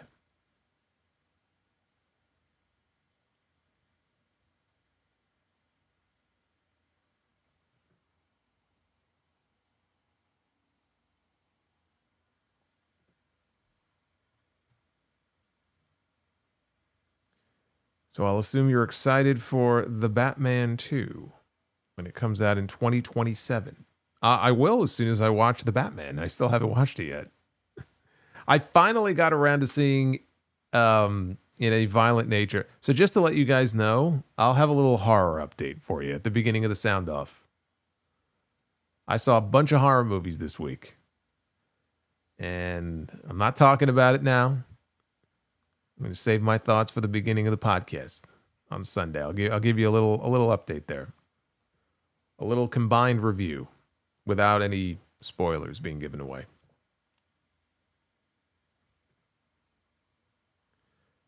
Took me 30 minutes to down. Yeah. I mean, look, WWF at the time had this AOL keyword. And I loved it. I loved going to that section. It was the coolest thing in the world, man. Oh my God, there's a WWF section on AOL. And then they had the download galleries where you can download photos, like JPEG images. You could download WAV files, which usually were like 10-second clips of the entrance music in just horribly compressed format. And I would download these JPEG images, probably of Sunny. And you would just sit there staring at a mosaic as each pixel would finally, come into view. You'd have to let each pixel load. God, that was horrible. But those Sunny photos at the time were so worth it. What happened? What the hell happened? Loose Cannon. 20 years ago today, we got the famous Shawn Michaels Montreal promo on Raw. Remember how much heat HBK got that night? Oh, I remember. That's why it's on my list of the top 9 greatest promos of all time.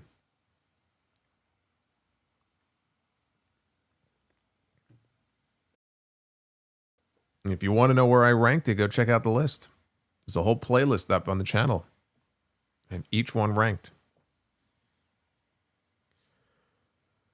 We got Broly. Watch Running Scared, 2005. Fantastic movie. I might have to do that.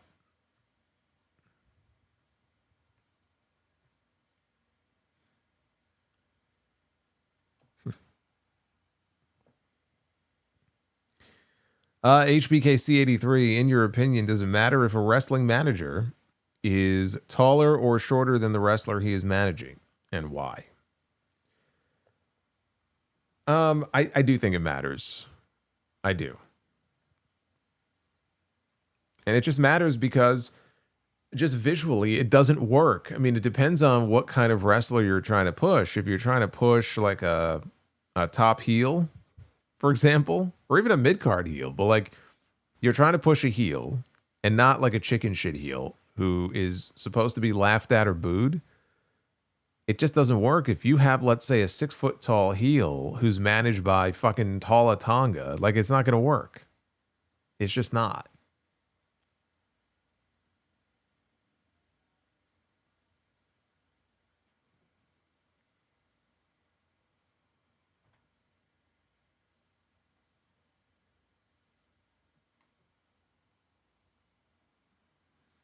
Did I ever burn music to CDs on my computer? Of course. I used to burn CDs quite often. Play them in the car when my car had a... Well, actually, my car still has a CD player. That's how old my car is. No Bluetooth, but I got a CD player. Duff's Vids. Have you or anyone here seen Queen of the Ring yet? If so, is it worth buying or renting? Chat, I leave that up to you. I have not seen Queen of the Ring, so I can't vouch for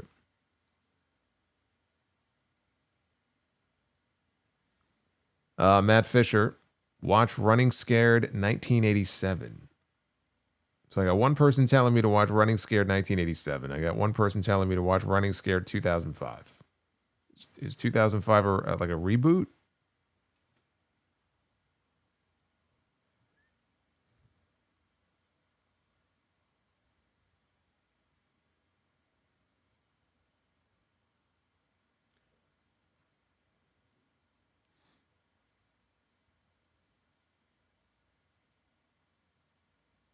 Yeah, Queen of the Ring has been on, I think, digital now for a while.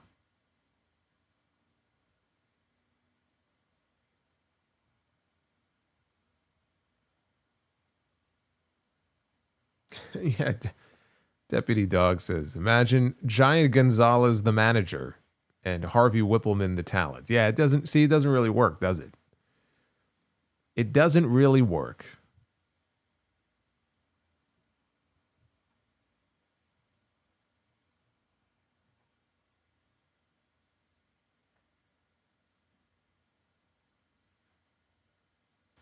Base beer is buy or sell Exorcist or Rosemary's Baby.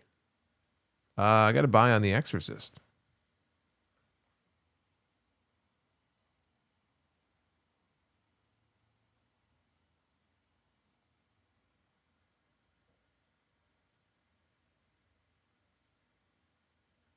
Yeah, I'm glad you mentioned that, Darth Panic. Alien Earth.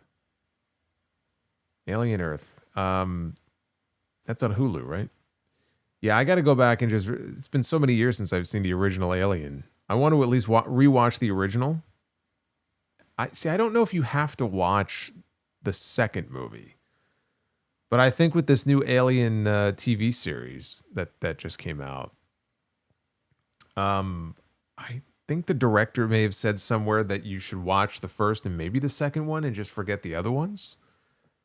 So before I sit down and watch it, it's like the Penguin show. Like if I'm going to watch that Penguin show on HBO Max, I need to watch the Batman first. So I know I have to catch up on that stuff.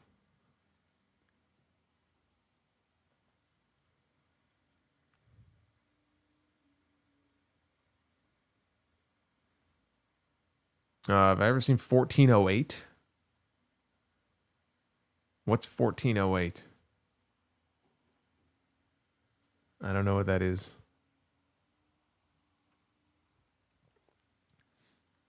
Have I seen the new Fantastic Four movie? Yes, I did. I enjoyed it. With Pedro Pascal.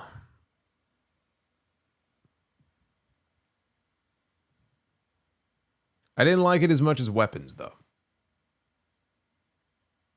Charles Turner, Iron Mike Sharp versus Steve Lombardi, Jobber B the BKR? Jobber B the BKR? What does that mean? I'm going with Iron Mike Sharp. Iron Mike Sharp was a very entertaining job guy. You always knew that it was him in the ring when you would hear the screams. You would hear the grunts. Set up, that's Mike Sharp.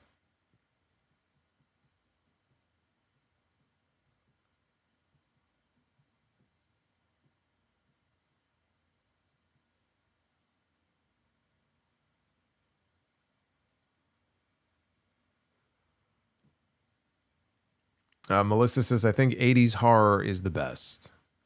80s horror had the greatest practical effects. And in particular, I think of The Thing. I think of Fright Night. Even RoboCop. Like, those movies back then, and Rob Bottin was just the king of the practical effects. I just find the practical effects to be far more, like, scary and disturbing than, CGI.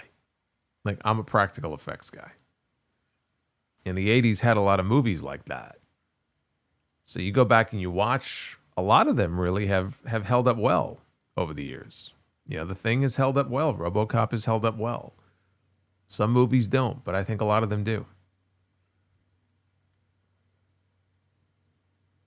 Oh, The Fly. Of course, my God, The Fly. You talk about disturbing. Holy shit. How could I forget The Fly?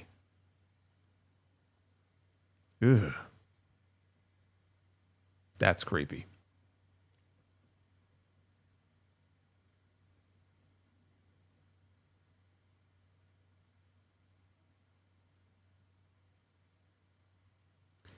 Where does John Carpenter rank on your best horror filmmakers list? Number 1. He's my favorite.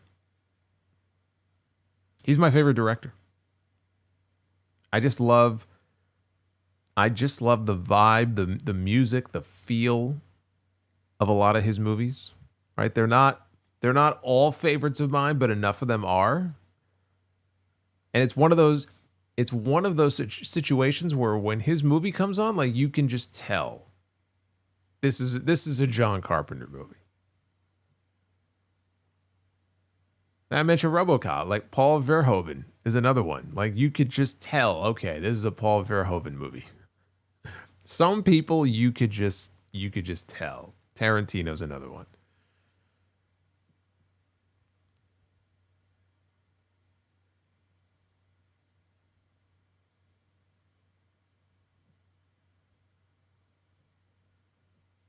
My favorite JC movie is They Live. Well, mine is the original Halloween. Halloween and The Thing. Those are the two for me. Those are the two for me. But They Live is a fun movie. Became a cult classic. And then he had some movies that are not that popular that I enjoy. He did a movie called Body Bags, I think back in '93. Which was actually supposed to be an anthology series, I think, on Showtime, but got canceled. So they just ended up making it a movie. So I enjoyed that one. Ghost of Mars. You know, look, I'm not going to say it's a great movie, but I enjoy it. You know? Escape from New York. Escape from LA.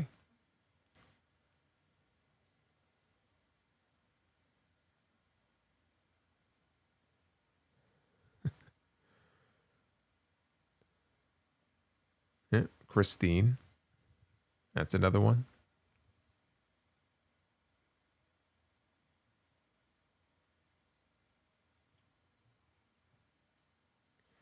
Yeah. Anyway, I saw some good horror movies this week. Again, I'll talk about those on the sound off, and I got to add more to my playlist. Haven't gotten to see enough good one. You know, there was another one that came out last year. I don't know if it's a horror film. I guess maybe it is. Body horror, I guess, is what it's considered. But I heard a lot of good things about, and it might have won some awards with Demi Moore, the Substance.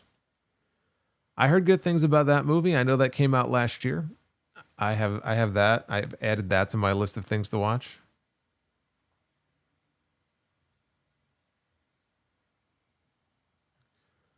Dr. Scorpio. SmackDown is so boring that we're spending almost the next hour talking about movies and other things. Are you going to tell me that this isn't more interesting than SmackDown? We spent an hour talking about music last week. Now it's movies. Next week it'll be food. Anything to avoid talking SmackDown for longer than I have to. Base Beerus, who was worse, Ralph or Richie Aprile? Richie was a real piece of work. Ralph caused more chaos, but Richie, there was just nothing redeeming about Richie. At least Ralph was funny. Richie was just a stone cold asshole. Ralph had his funny moments, at least.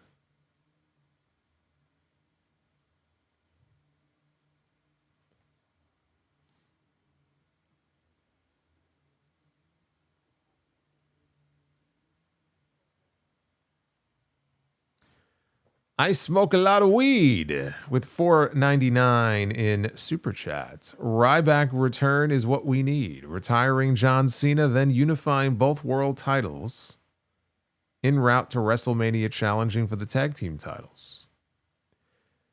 It appears as if he has indeed been smoking a lot of weed tonight, based on the substance of that super chat. Pass some around.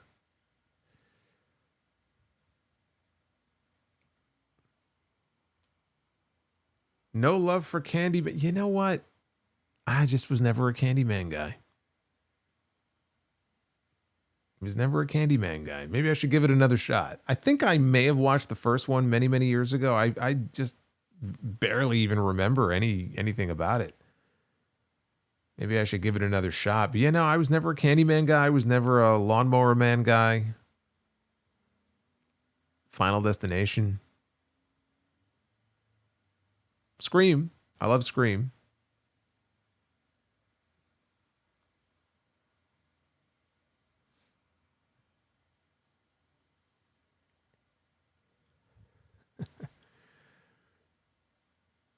Oh, he's got a second half of this super chat here from I Smoke a Lot of Weed. So Ryback unifies both world titles en route to WrestleMania, challenging for the tag team titles and bringing out mystery partner Great Khali as they win the tag team titles and hand Khali the world title. And we have Ryback and Khali as our world champ. So basically a modern day two-man power trip, but with Ryback and the Great Khali. I think we may need to have an intervention for our friend I Smoke a Lot of Weed. Because we care about you. And there are limits to how much of this stuff that you should be doing. Evidently, you have exceeded that limit. Base Beers, remember Vince Vaughn as Norman Bates?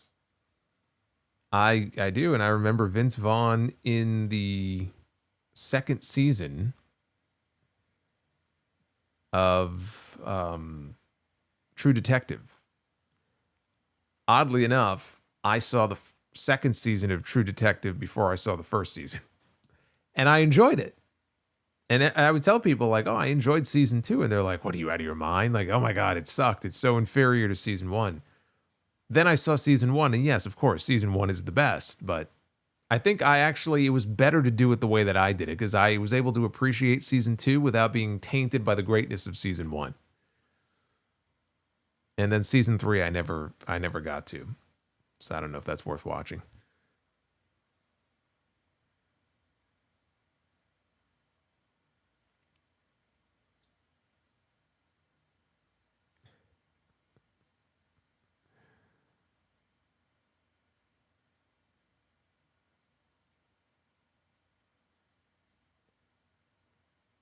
Tony Todd in the remake of Night of the Living Dead was amazing.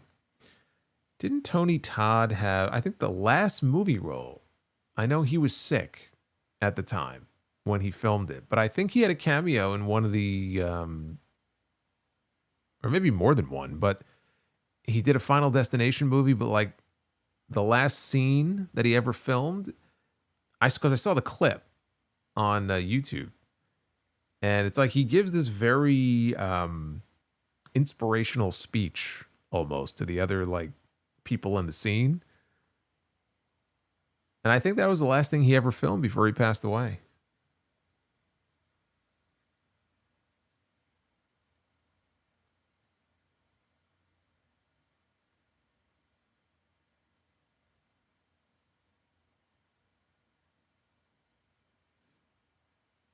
Favorite animated movie solo? Toy Story.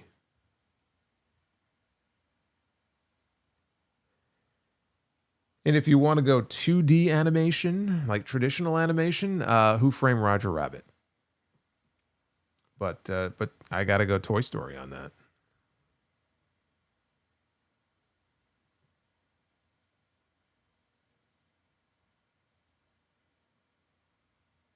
Yeah, that was literally his good. It felt like he was saying goodbye. Because I think it was something like, appreciate life because it'll be over before you know it, or say, like, it was a very inspirational message. And I think they said like on the set, like it felt like his way of saying goodbye.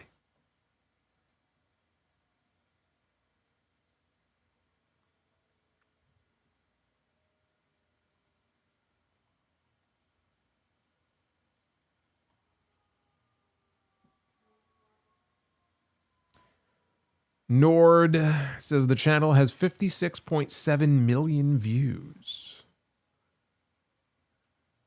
Talking about this channel? That's amazing. Thank you, brother.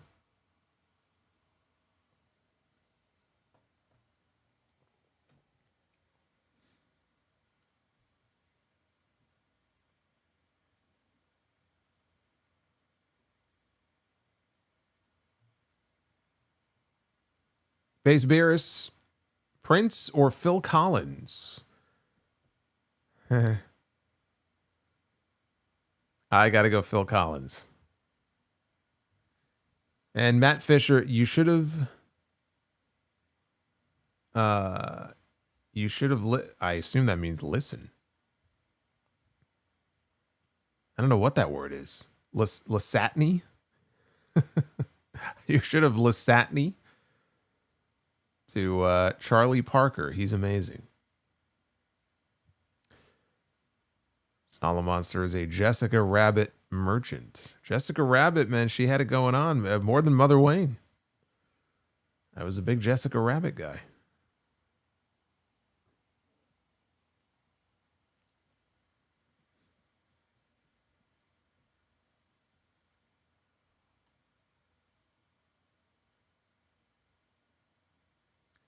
Darth Panic says he's never seen any of the Toy Story movies. Well, you need to do something to fix that, my friend.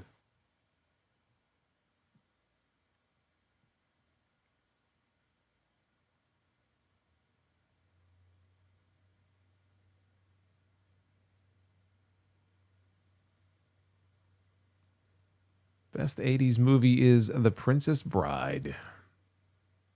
Can't tell you how many times I watched that as a kid. That and The Goonies. I had the VHS tapes, man. I must have watched those dozens of times. Be the Booker, Jessica Rabbit versus Mother Wayne. Oh, don't make me choose.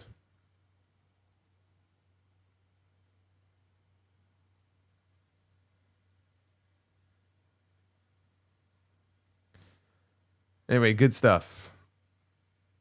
And in fact, this was far more entertaining than SmackDown. I figured it would be. It wasn't going to take a whole lot of effort. But hopefully you guys were entertained. I will be live on Monday night for the Raw Post Show. But before that, we have episode 925. That'll be dropping later in the afternoon, maybe midday on Sunday. So keep your eyes peeled for that on all your usual podcast platforms, and share and comment and all that good stuff. And hit that like button here on this video on your way out. Thank you again for 88,000 subscribers this week. Holiday gets in one last super chat, says I recommend watching Cube 1997. It should be more mainstream. Great movie. I will look into that. I don't know what it's about. I don't know if that's a horror movie, but I will look into it.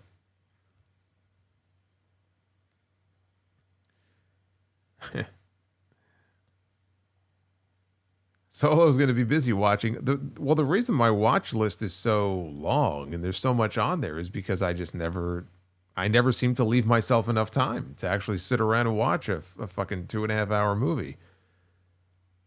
So the list has grown between TV shows and movies. The list has grown quite a bit. Actually, let me see. Hold on a second before I leave. Let me see if I have the list here I've been keeping. Well, I won't read the entire list to you, but I've jotted down a bunch of stuff. John Wick. I've never seen a John Wick movie. I have John. Now, I don't like I don't like animals, cats or dogs being harmed in movies, and I heard that could be an issue there. So I don't know about that, but that's on my list. There's a TV show on Netflix called Travelers that looked kind of interesting that I jotted down the name of.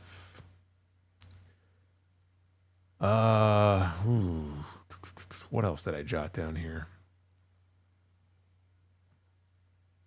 The Batman, obviously. There's a TV show called Orphan Black that I've heard really good things about. I have that on my list. And Girl from Nowhere on Netflix, which I think is a Korean show. There's a Korean, it's like a historical zombie drama on Netflix called Kingdom. I heard about that one.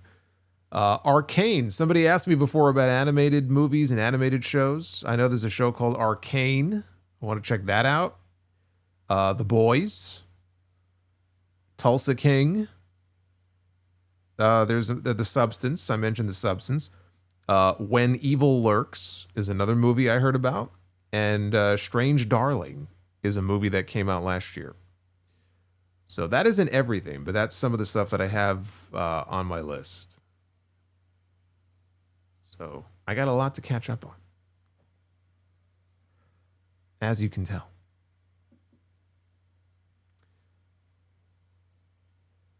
I smoke a lot of weed, says Big Show and Kane come out to face them the Raw after. He's still going on with this. He's still going on with this scenario. Big Show and Kane against Ryback and Kali. What seventh circle of hell did you pull this out from?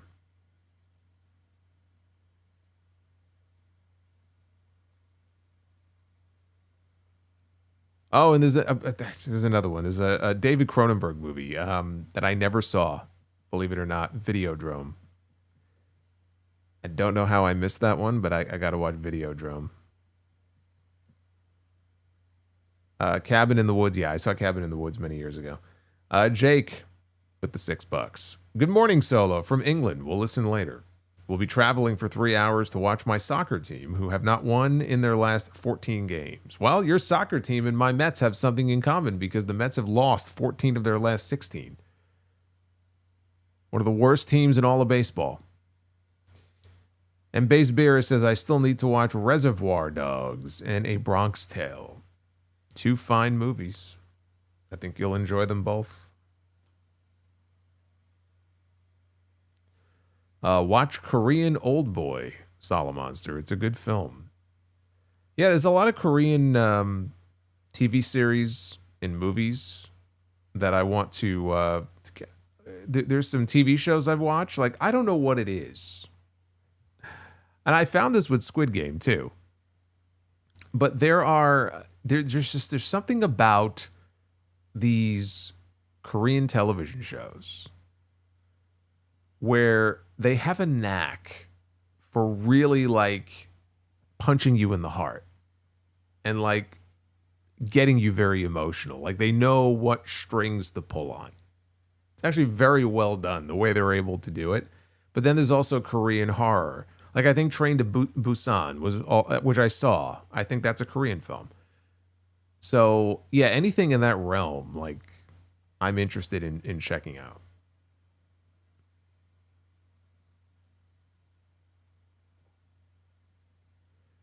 Yeah, Squid Game was great. I love Squid Game. But if you like Squid Game, there's a show called Alice in Borderland, which is also great. And there's a 3rd season. I didn't think there was even going to be another season. There's a 3rd season coming out next month. So that's on Netflix. That's one I think you'll enjoy. It's in the same spirit as Squid Game. I enjoyed that one a lot. Yeah, and then we have the final season of Stranger Things coming later this year. I Smoke a Lot of Weed says, who can book worse than I? Hashtag terrible be the book. Well, in Be the Booker, I've booked a few pretty horrible matches myself, so. Dr. Scorpio, I got to finish watching Kingdom. Enjoying it so far. What about Tulsa King? with Sylvester Stallone. How's that one? Base Beer says Old Boy is a must. Okay. I got it.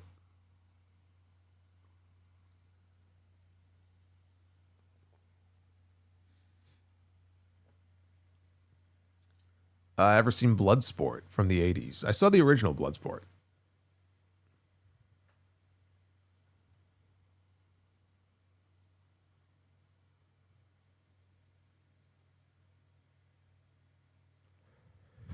My Daddy Ugarte says, my wife can't stop watching Korean Netflix shows. She's obsessed. I don't blame her. It's like when I was finished watching the first season of Squid Game, it recommended all these other shows that are kind of similar. And now I'm like seeking them out. Can't get enough of them. There's another one too. It's called All of Us Are Dead. I think it's it's like a Korean high school zombie series where they're all trapped in like a high school. I have that on my list.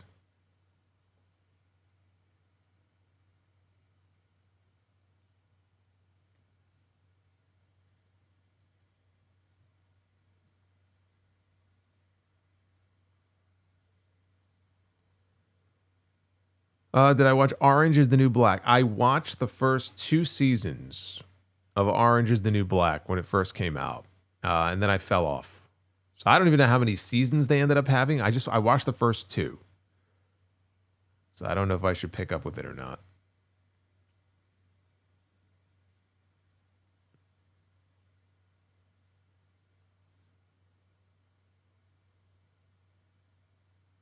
You know what I never saw?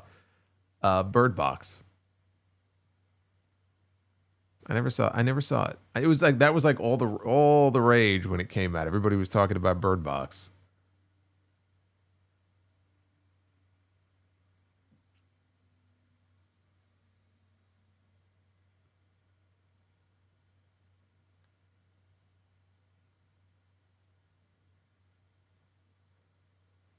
Having your wife watch Korean Netflix is better than having your wife. Where did it go? It just vanished. EJ, it vanished. Well, since I can't finish what that message said, having your wife watch Korean Netflix is better than having your wife. That's true. That is true. We just kind of leave it there. I guess that's a true statement. Be awful if somebody else had your wife, I would imagine. Right? We're not going to stand for that. I didn't miss much. All right, so you're telling me I should not put Bird Box on my list? Bird Box sucks. Oh, that's a shame.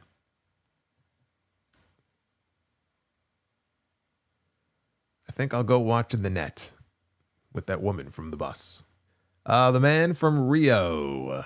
Who do you see Orton feuding with next? Well, he's got a feud with Cody, but I mean, as far as who's next, I don't know. I mean, we've already seen Orton and Drew.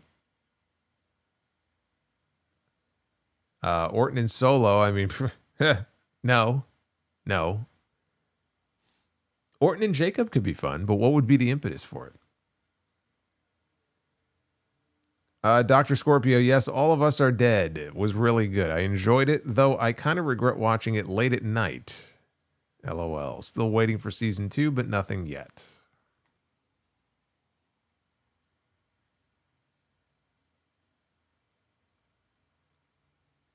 Oh, God. You know, I just realized there's 2 episodes I never got to of the new season of Black Mirror.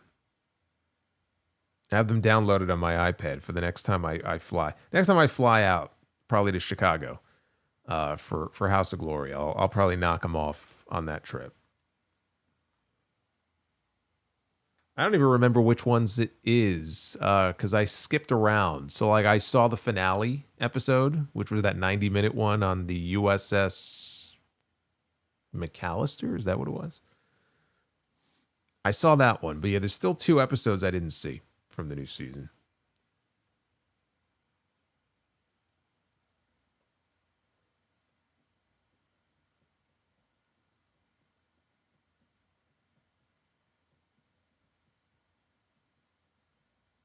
Ah, he resent it. Here we go. I said having your wife watch Korean Netflix is better than having your wife watch Hunting Wives. My original comment got cut off, so I resent it.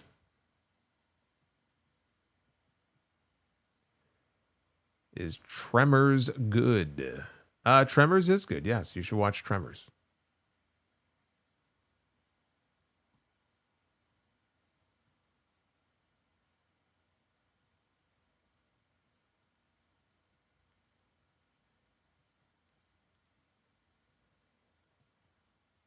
When life gives you tangerines is a recommendation for you from the wife. Okay. All right.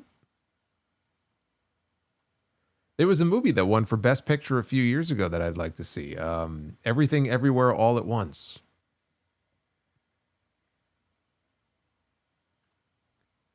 You want a good movie to watch, you should check out Collateral with Jamie Foxx and Tom Cruise. I don't know what made me think of that, but it's a great movie. Joseph Stewart, were you a fan of Chris O'Donnell as Robin? Yeah, I liked him as Robin. I thought he was a good Robin.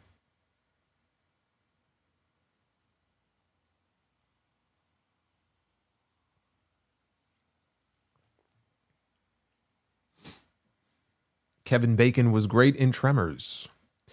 Kevin Bacon was in the first Friday the 13th movie. He got killed. He was also very good in Hollow Man.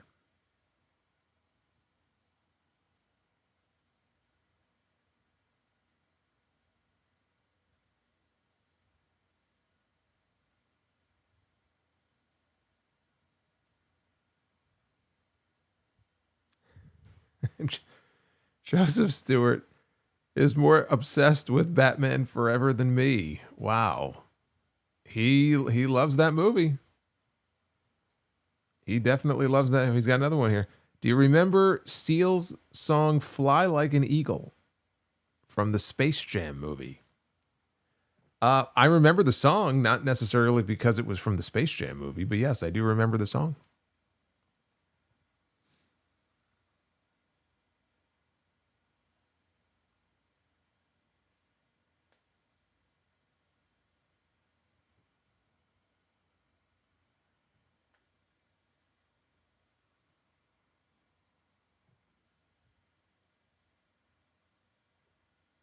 Yes, Kevin Bacon played John Cena in Hollow Man. Yes, he did. Then he turned heel.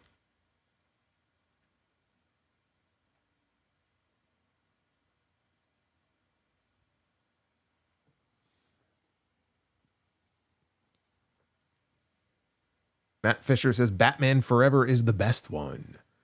You are incorrect, sir. That would be The Dark Knight.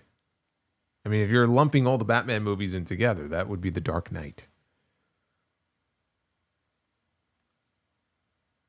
And then right behind The Dark Knight is the first Burton Batman.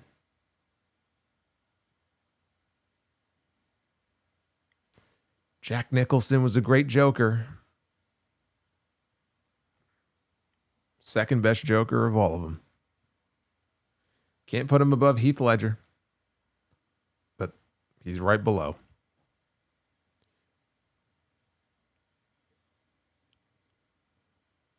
Base Beerus says, The House That Jack Built, Matt Dillon. Great film.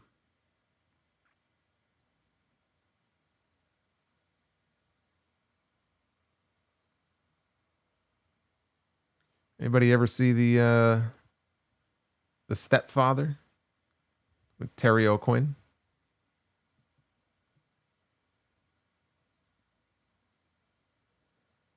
Or The Dentist with the actor, I forgot the actor's name, but he played Benny on LA Law. He was the dentist. Now we're getting into these B 80s, early 90s like horror movies. Kind of obscure, but like still really good.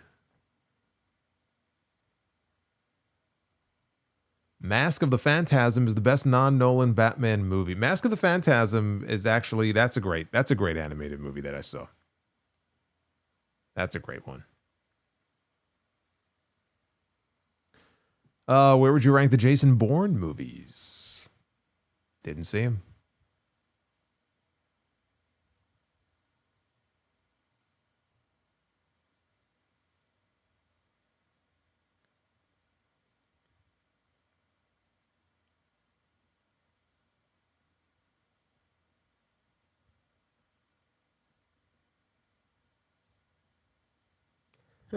Drop Dead Fred. Joseph Stewart, were you a fan of Batman Returns with Danny DeVito as Penguin and Michelle Pfeiffer as Catwoman? I was definitely a fan of Michelle Pfeiffer as Catwoman. We'll leave it at that. The rest of it, eh. Michelle Pfeiffer as Catwoman, absolutely.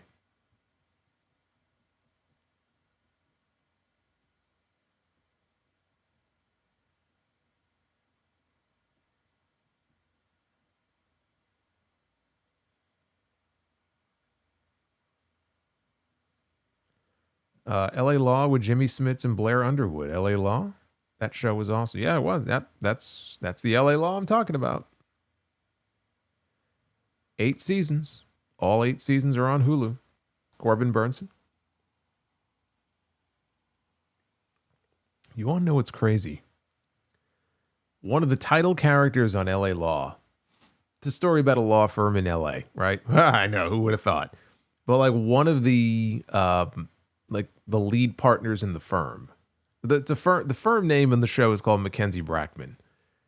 So Leland Mackenzie, right? He's one of the managing partner, or he's the managing partner. The guy who plays Leland Mackenzie on LA Law is the doctor or the scientist guy. I think it was a doctor in The Thing. Like when I realized it was the same person, I was kind of floored. So that was kind of crazy to find out. Have I seen The Penguin on HBO? No, I'm intentionally not watching it because I need to see the Batman first, which I still have not done.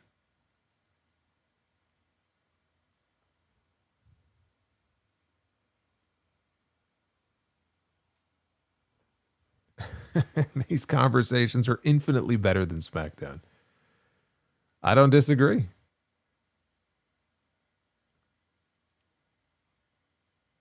I'm in a much better mood now. Joseph says, did you know Danny DeVito was the voice of the villain Monster in Space Jam? No, I did not know that. I do know that he is the voice of Jersey Mike's Subway sandwiches. But I did not know that.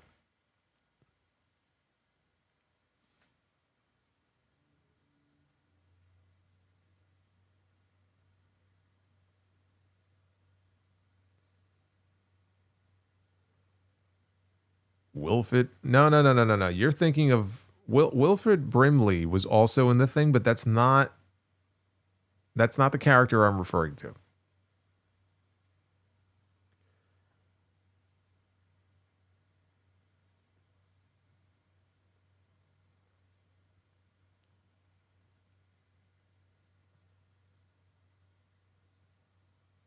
Have you ever played any of the Batman Arkham games?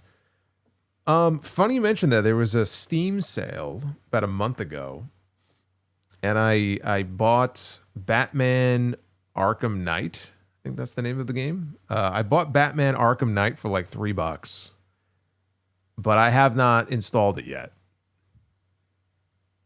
So it's just kind of sitting there. But I had to, I mean, for that deal, I had to get in on it. I got that. I got RoboCop Rogue City.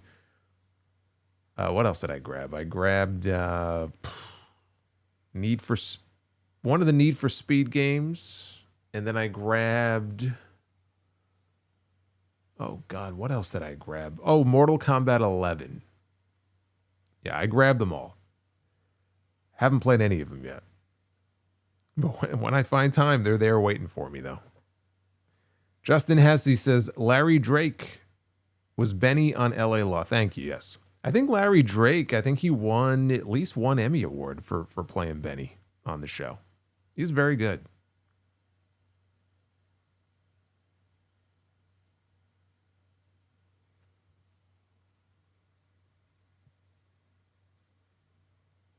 Can you recommend a horror movie for non-horror fans? It's actually kind of funny you asked that question. I would recommend Weapons, which is out right now in theaters. I just saw it yesterday. And I will talk about it on the Sound Off. I actually think that Weapons is a really good horror film for a non-horror fan because there actually is humor in it. It was not this sort of deep, dark horror like I thought it was going to be. I think if you're not really a horror fan, that you would enjoy watching that movie.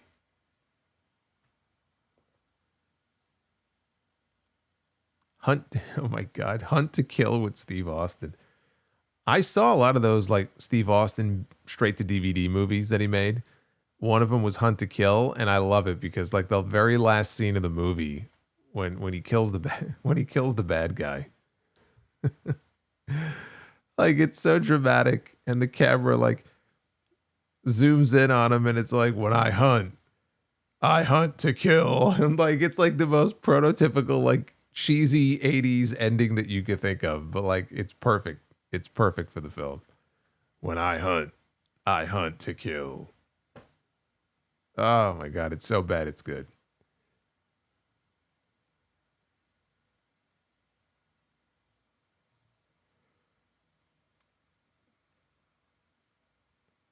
Nick Wayne's mom has got it going on. Oh yeah. She's all I want, and I've waited for so long. Nick Wayne, can't you see? Go away and leave me be. I hope she likes this song, cause I'm in love with Nick Wayne's mom. Nick Wayne's mom has got it going on. Nick Wayne's mom has gotta love this song.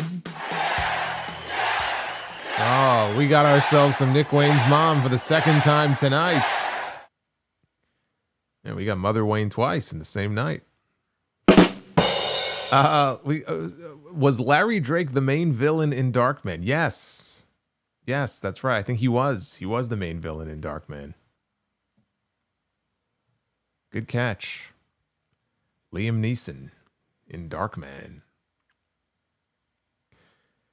Ah, yes. Darkman. Hulk Hogan's least favorite movie. Eminem with the $28 super chat says, first off, thank you, Solo fam, for keeping me positive. My aunt's funeral is next Saturday. Second, in honor of Joseph Stewart, who's the Batman of WWE? And finally, will AEW give us a swerve in Hangman versus MJF? No, they're giving you a swerve against Okada. Come on, man. First of all, again, condolences. I know you mentioned that previously, but condolences on the passing of your aunt. The Batman of WWE. Undertaker. Seemed to make the most sense to me.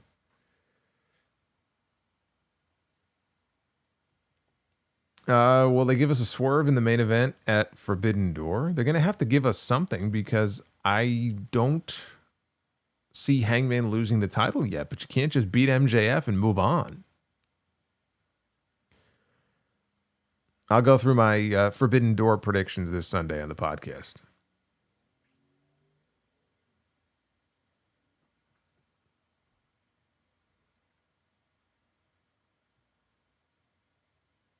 Vince is Bruce Wayne. Oh my God.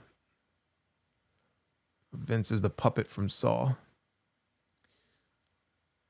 WWE. WWE Universe. WWE.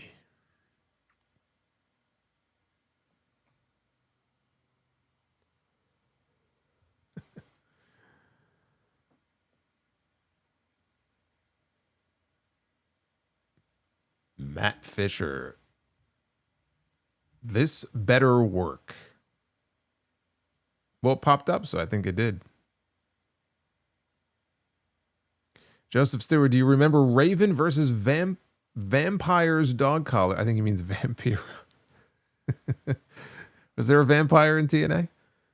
Vampiro's dog collar match in TNA. I do not. Also, what is your favorite scene in Space Jam? And your favorite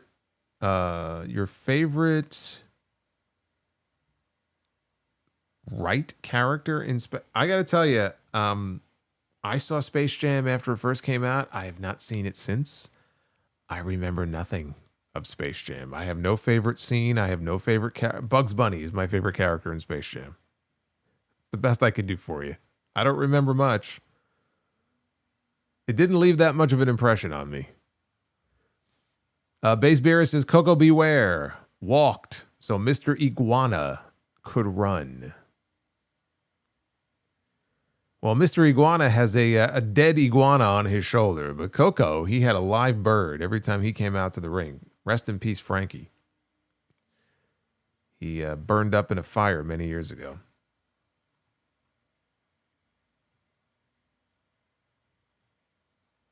God, those birds, man. If you have a bird, I mean, maybe it depends on what kind of bird you have. I don't know how it is with like cockatiels and parrots. But man, if you have a bird, like, you got to be willing to put the work. That's a lot of work. And they live forever. Like, you'll die before they do. But I have a couple of friends who have birds, and it's a lot. It's a lot of work. Joseph Stewart says, Dominic Mysterio as Batman and Liv Morgan as Catwoman. There ain't nothing about Dominic Mysterio that screams Batman. Dominic would actually be better for Robin than he would Batman. Liv Morgan could be Poison Ivy. And also, who is your top 5 favorite Looney Tunes? Well, you got to have Bugs. You got to have Daffy. You got to have Sylvester the Cat. You got to have the Roadrunner. And you've got to have the Coyote.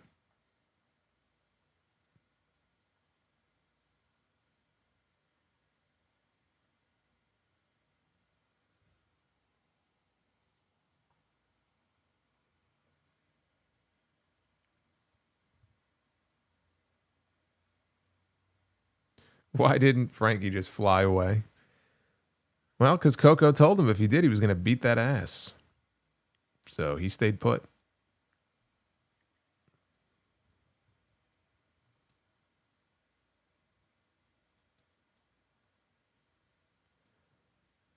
Foghorn Leghorn.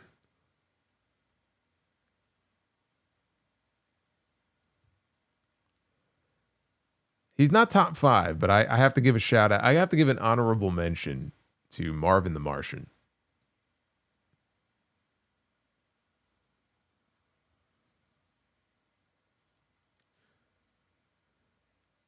JBL is Foghorn Leghorn. It's a senator from Louisiana that's Foghorn Leghorn. Joseph Stewart, do you remember Lola Bunny from Space Jam? Can't say that I do. Yosemite Sam. Yeah, not top 5, but Yosemite Sam is a good one. Sylvester and Tweety.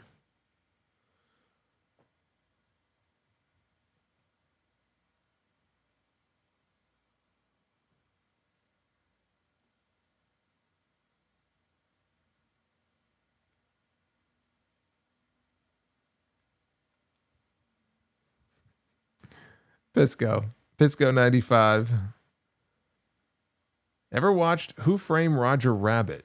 No doubt the greatest cartoon crossover in history. Too bad something like it will never happen again. Yeah, I commented on it earlier. I said it's outside of Toy Story, it's my favorite. Again, it's not really an anime. Okay. It's not really an animated film technically, but it's got animation in it. So I consider it to be an animated film. Oh, you've got to be kidding me.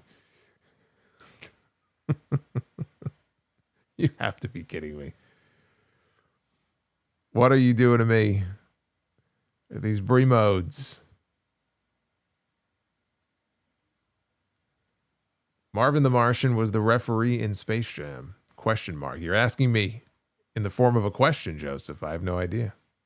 I'm relying on you for that information.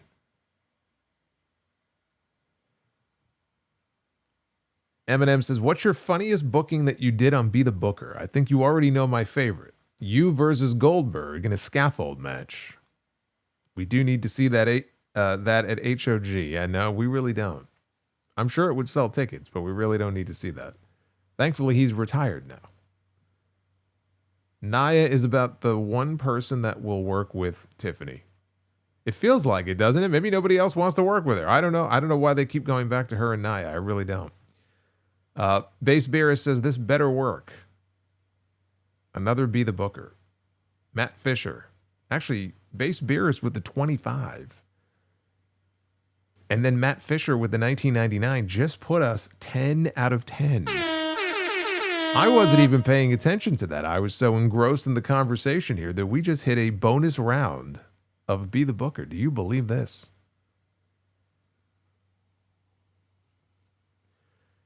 Matt says, do you remember Tiny Toons? Of course. I remember Animaniacs, too. They had a very catchy song. And Retro KOH, if Space Jam 2 was a pro wrestling themed movie and you were the booker, who's going over and why does it have to be Bugs Bunny? Well, because Bugs is like Hogan. He's got creative control in his contract. He's always going to go over, no matter what.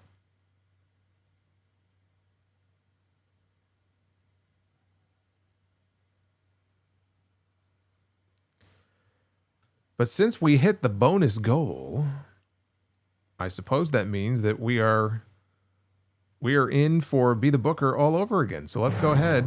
Ladies and gentlemen, Let's turn off the drum roll. Time to be the Booker. So we listen to the sweet, dulcet tones of one Noah Mark. We are headed for round number 2 of Be the Booker. I didn't think that this was going to happen, but here we are. All right. We'll throw in some stipulations for you guys.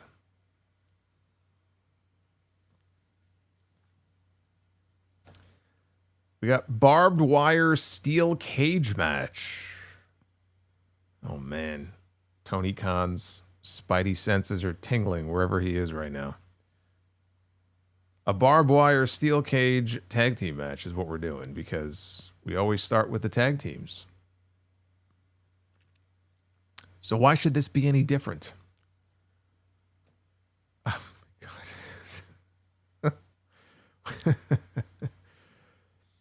God. I'm having deja vu. It is the Quebecers for the second time tonight. They have returned. I guess that they want to pull double duty. All right. Okay, then. In a barbed wire steel cage match, the Quebecers against Pretty Deadly.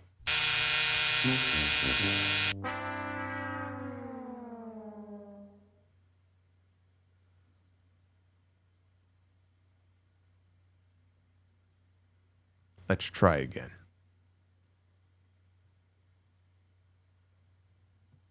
Ooh, all right. Solomonster's choice for the women's match. Solomonster's choice. What stipulation are we going to go with? I don't know. I wasn't expecting to have to make a choice there. Why are you giving me the choice? I can't make a decision. That's why we do this, so I don't have to make a decision. Well, I'll tell you what, Solomonster's choice is that we choose again. That's my choice. I wasn't prepared for this. CM Punk is the referee. Oh, he's going to enjoy this. We know CM Punk is a fan of the ladies. So he gets to referee this women's match here. No one is more excited than CM Punk. CM Punk is the referee. Gail Kim is on one side of the ring. It's an Impact Knockout legend there. And Gail Kim. And Gail Kim will be wrestling Charlotte Flair with CM Punk as the guest referee.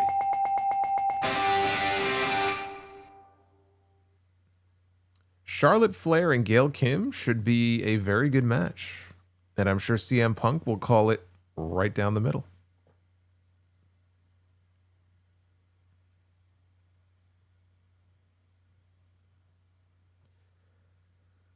And it is time for the main event.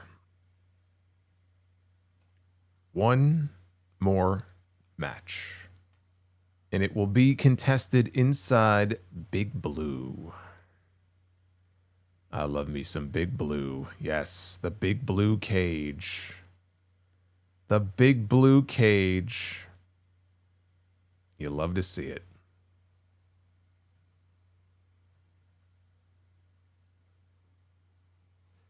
All right, who's going inside Big Blue? John Cena. You know, as long as John Cena has been in WWE, he's never been inside the Big Blue cage or the Big Black cage, which they used once. Right? That was for Austin and Vince. John Cena. This is his retirement match, everybody. This is John Cena's retirement match in Big Blue against Nigel McGuinness. Nigel McGuinness, Desmond Wolfe. You know, in honor of one of my favorite Big Blue cage matches, which was Rock, Mankind, and Ken Shamrock at Breakdown in your house, September 1998. I'm going to, since I'm the booker, I could do whatever I want. I'm going to turn this into a triple threat match. We're going to have triple threat match inside Big Blue. That's what we're going to do. John Cena, Nigel McGuinness, and Kane. This is the shittier version of Kane. God, I hate that mask. I hate that mask with every fiber of my being. But John Cena, Kane, and Nigel McGuinness. There you go. That's your main event. And be the booker. This guy, Brian is wishing for Repo Man. Wishing for an end to be the booker. Joseph Stewart. Do you think that Sid could have been the top star in WCW where the companies could have been built around Sid? Sid is the top guy, sure. I mean, they were going to make Sid the world champion in 93 before he almost killed Arn Anderson. That's why he was fired. Would it have helped business? That's a different story. But sure, he was a big enough name. You could have done that. Duff's Vids, I took a date to the fish market, but she only sashimi as a friend. See, that just doesn't work.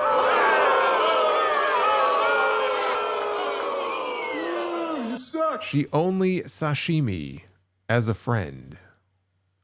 See, I think the idea was there, but like in execution, it just doesn't work. Joseph Stewart, if Sid never broke his leg, what do you think Sid's career would have looked like? Sid's career, I mean, he had already reached his peak physically, like as an in-ring performer, so he would have continued wrestling. He might have had another run, maybe in WWE, but not as like a top guy. I don't think it would have worked out. So I don't think his career would have looked any differently. I think he just would have had a little more longevity. But his career was I think his career, as far as like the zenith of his career, was already done at that point. Base Beer says, embrace the hate for that mask. Never. Well, I'll embrace the hate. But I will never accept it.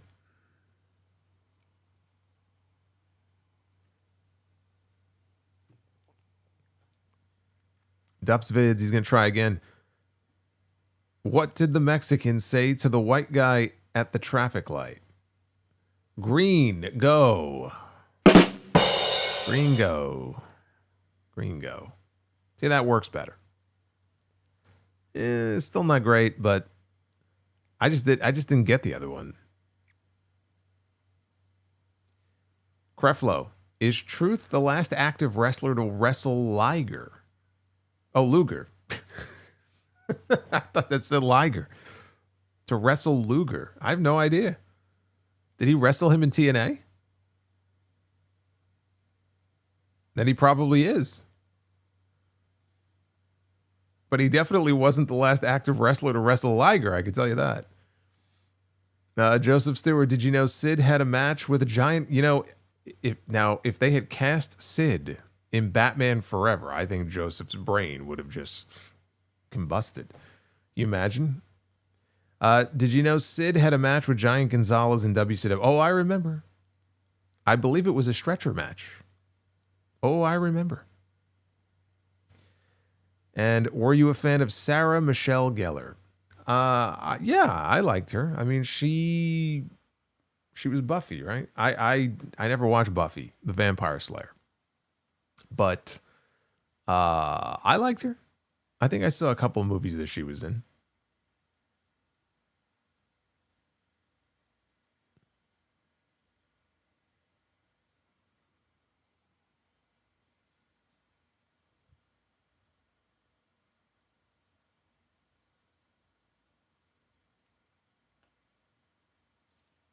I am the last. Shut the fuck up. We had to get one.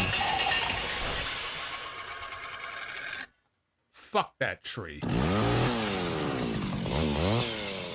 We had to get the tree. Base Beerus said the Mexicools were great. The Mexicools were very talented. The gimmick was absolutely shitty and offensive. The gimmick sucked. The Mexicools themselves, very talented. But that was a horrendous gimmick.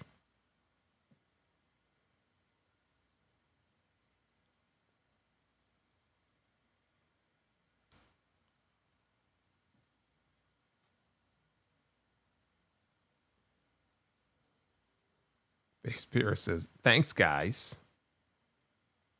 Thanks, guys. Yeah, thanks, guys. Thanks, all of you, for hanging out with me. Somehow we took what was going to shortly be an hour-long review and parlayed that into a 2-hour, 38-minute stream.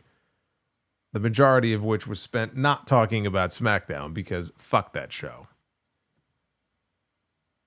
Joseph Stewart, did you know of Sid was in the final main event of Starrcade in 2000 against Scott Steiner for the WCW Championship? Yes, I was. I was indeed. And I think it was the following month, right, where he broke his leg. Was that Sin? WCW Sin, I think was the name of the show. And Eminem with the 7.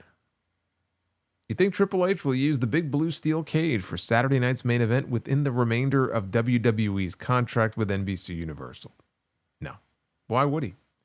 We just had a cage match on Saturday night's main event. In May.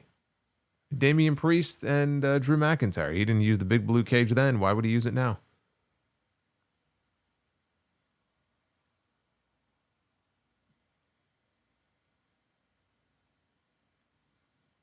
Do I see MJF going to WWE after his current deal ends in the latter part of 2026? I hope so. They could certainly use him. They could certainly use someone like MJF.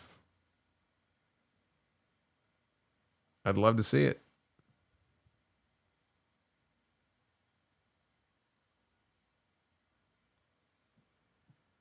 All right, I'm out.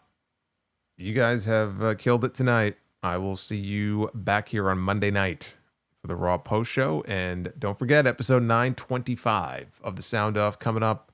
It'll be dropping sometime later in the afternoon on Sunday. So until then, be well, stay safe, have yourselves a great weekend, and thank you again for all the love and 88,000 here on YouTube. Have a good weekend. I'll see you guys.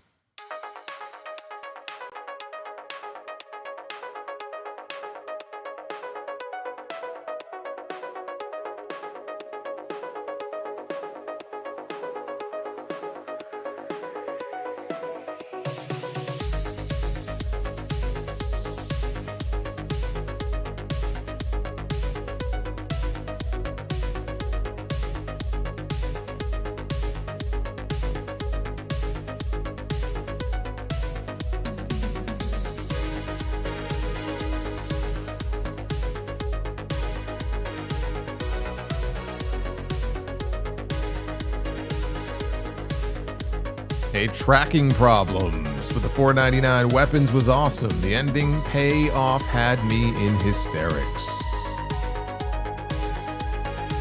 Dude, the entire theater was laughing. It was awesome.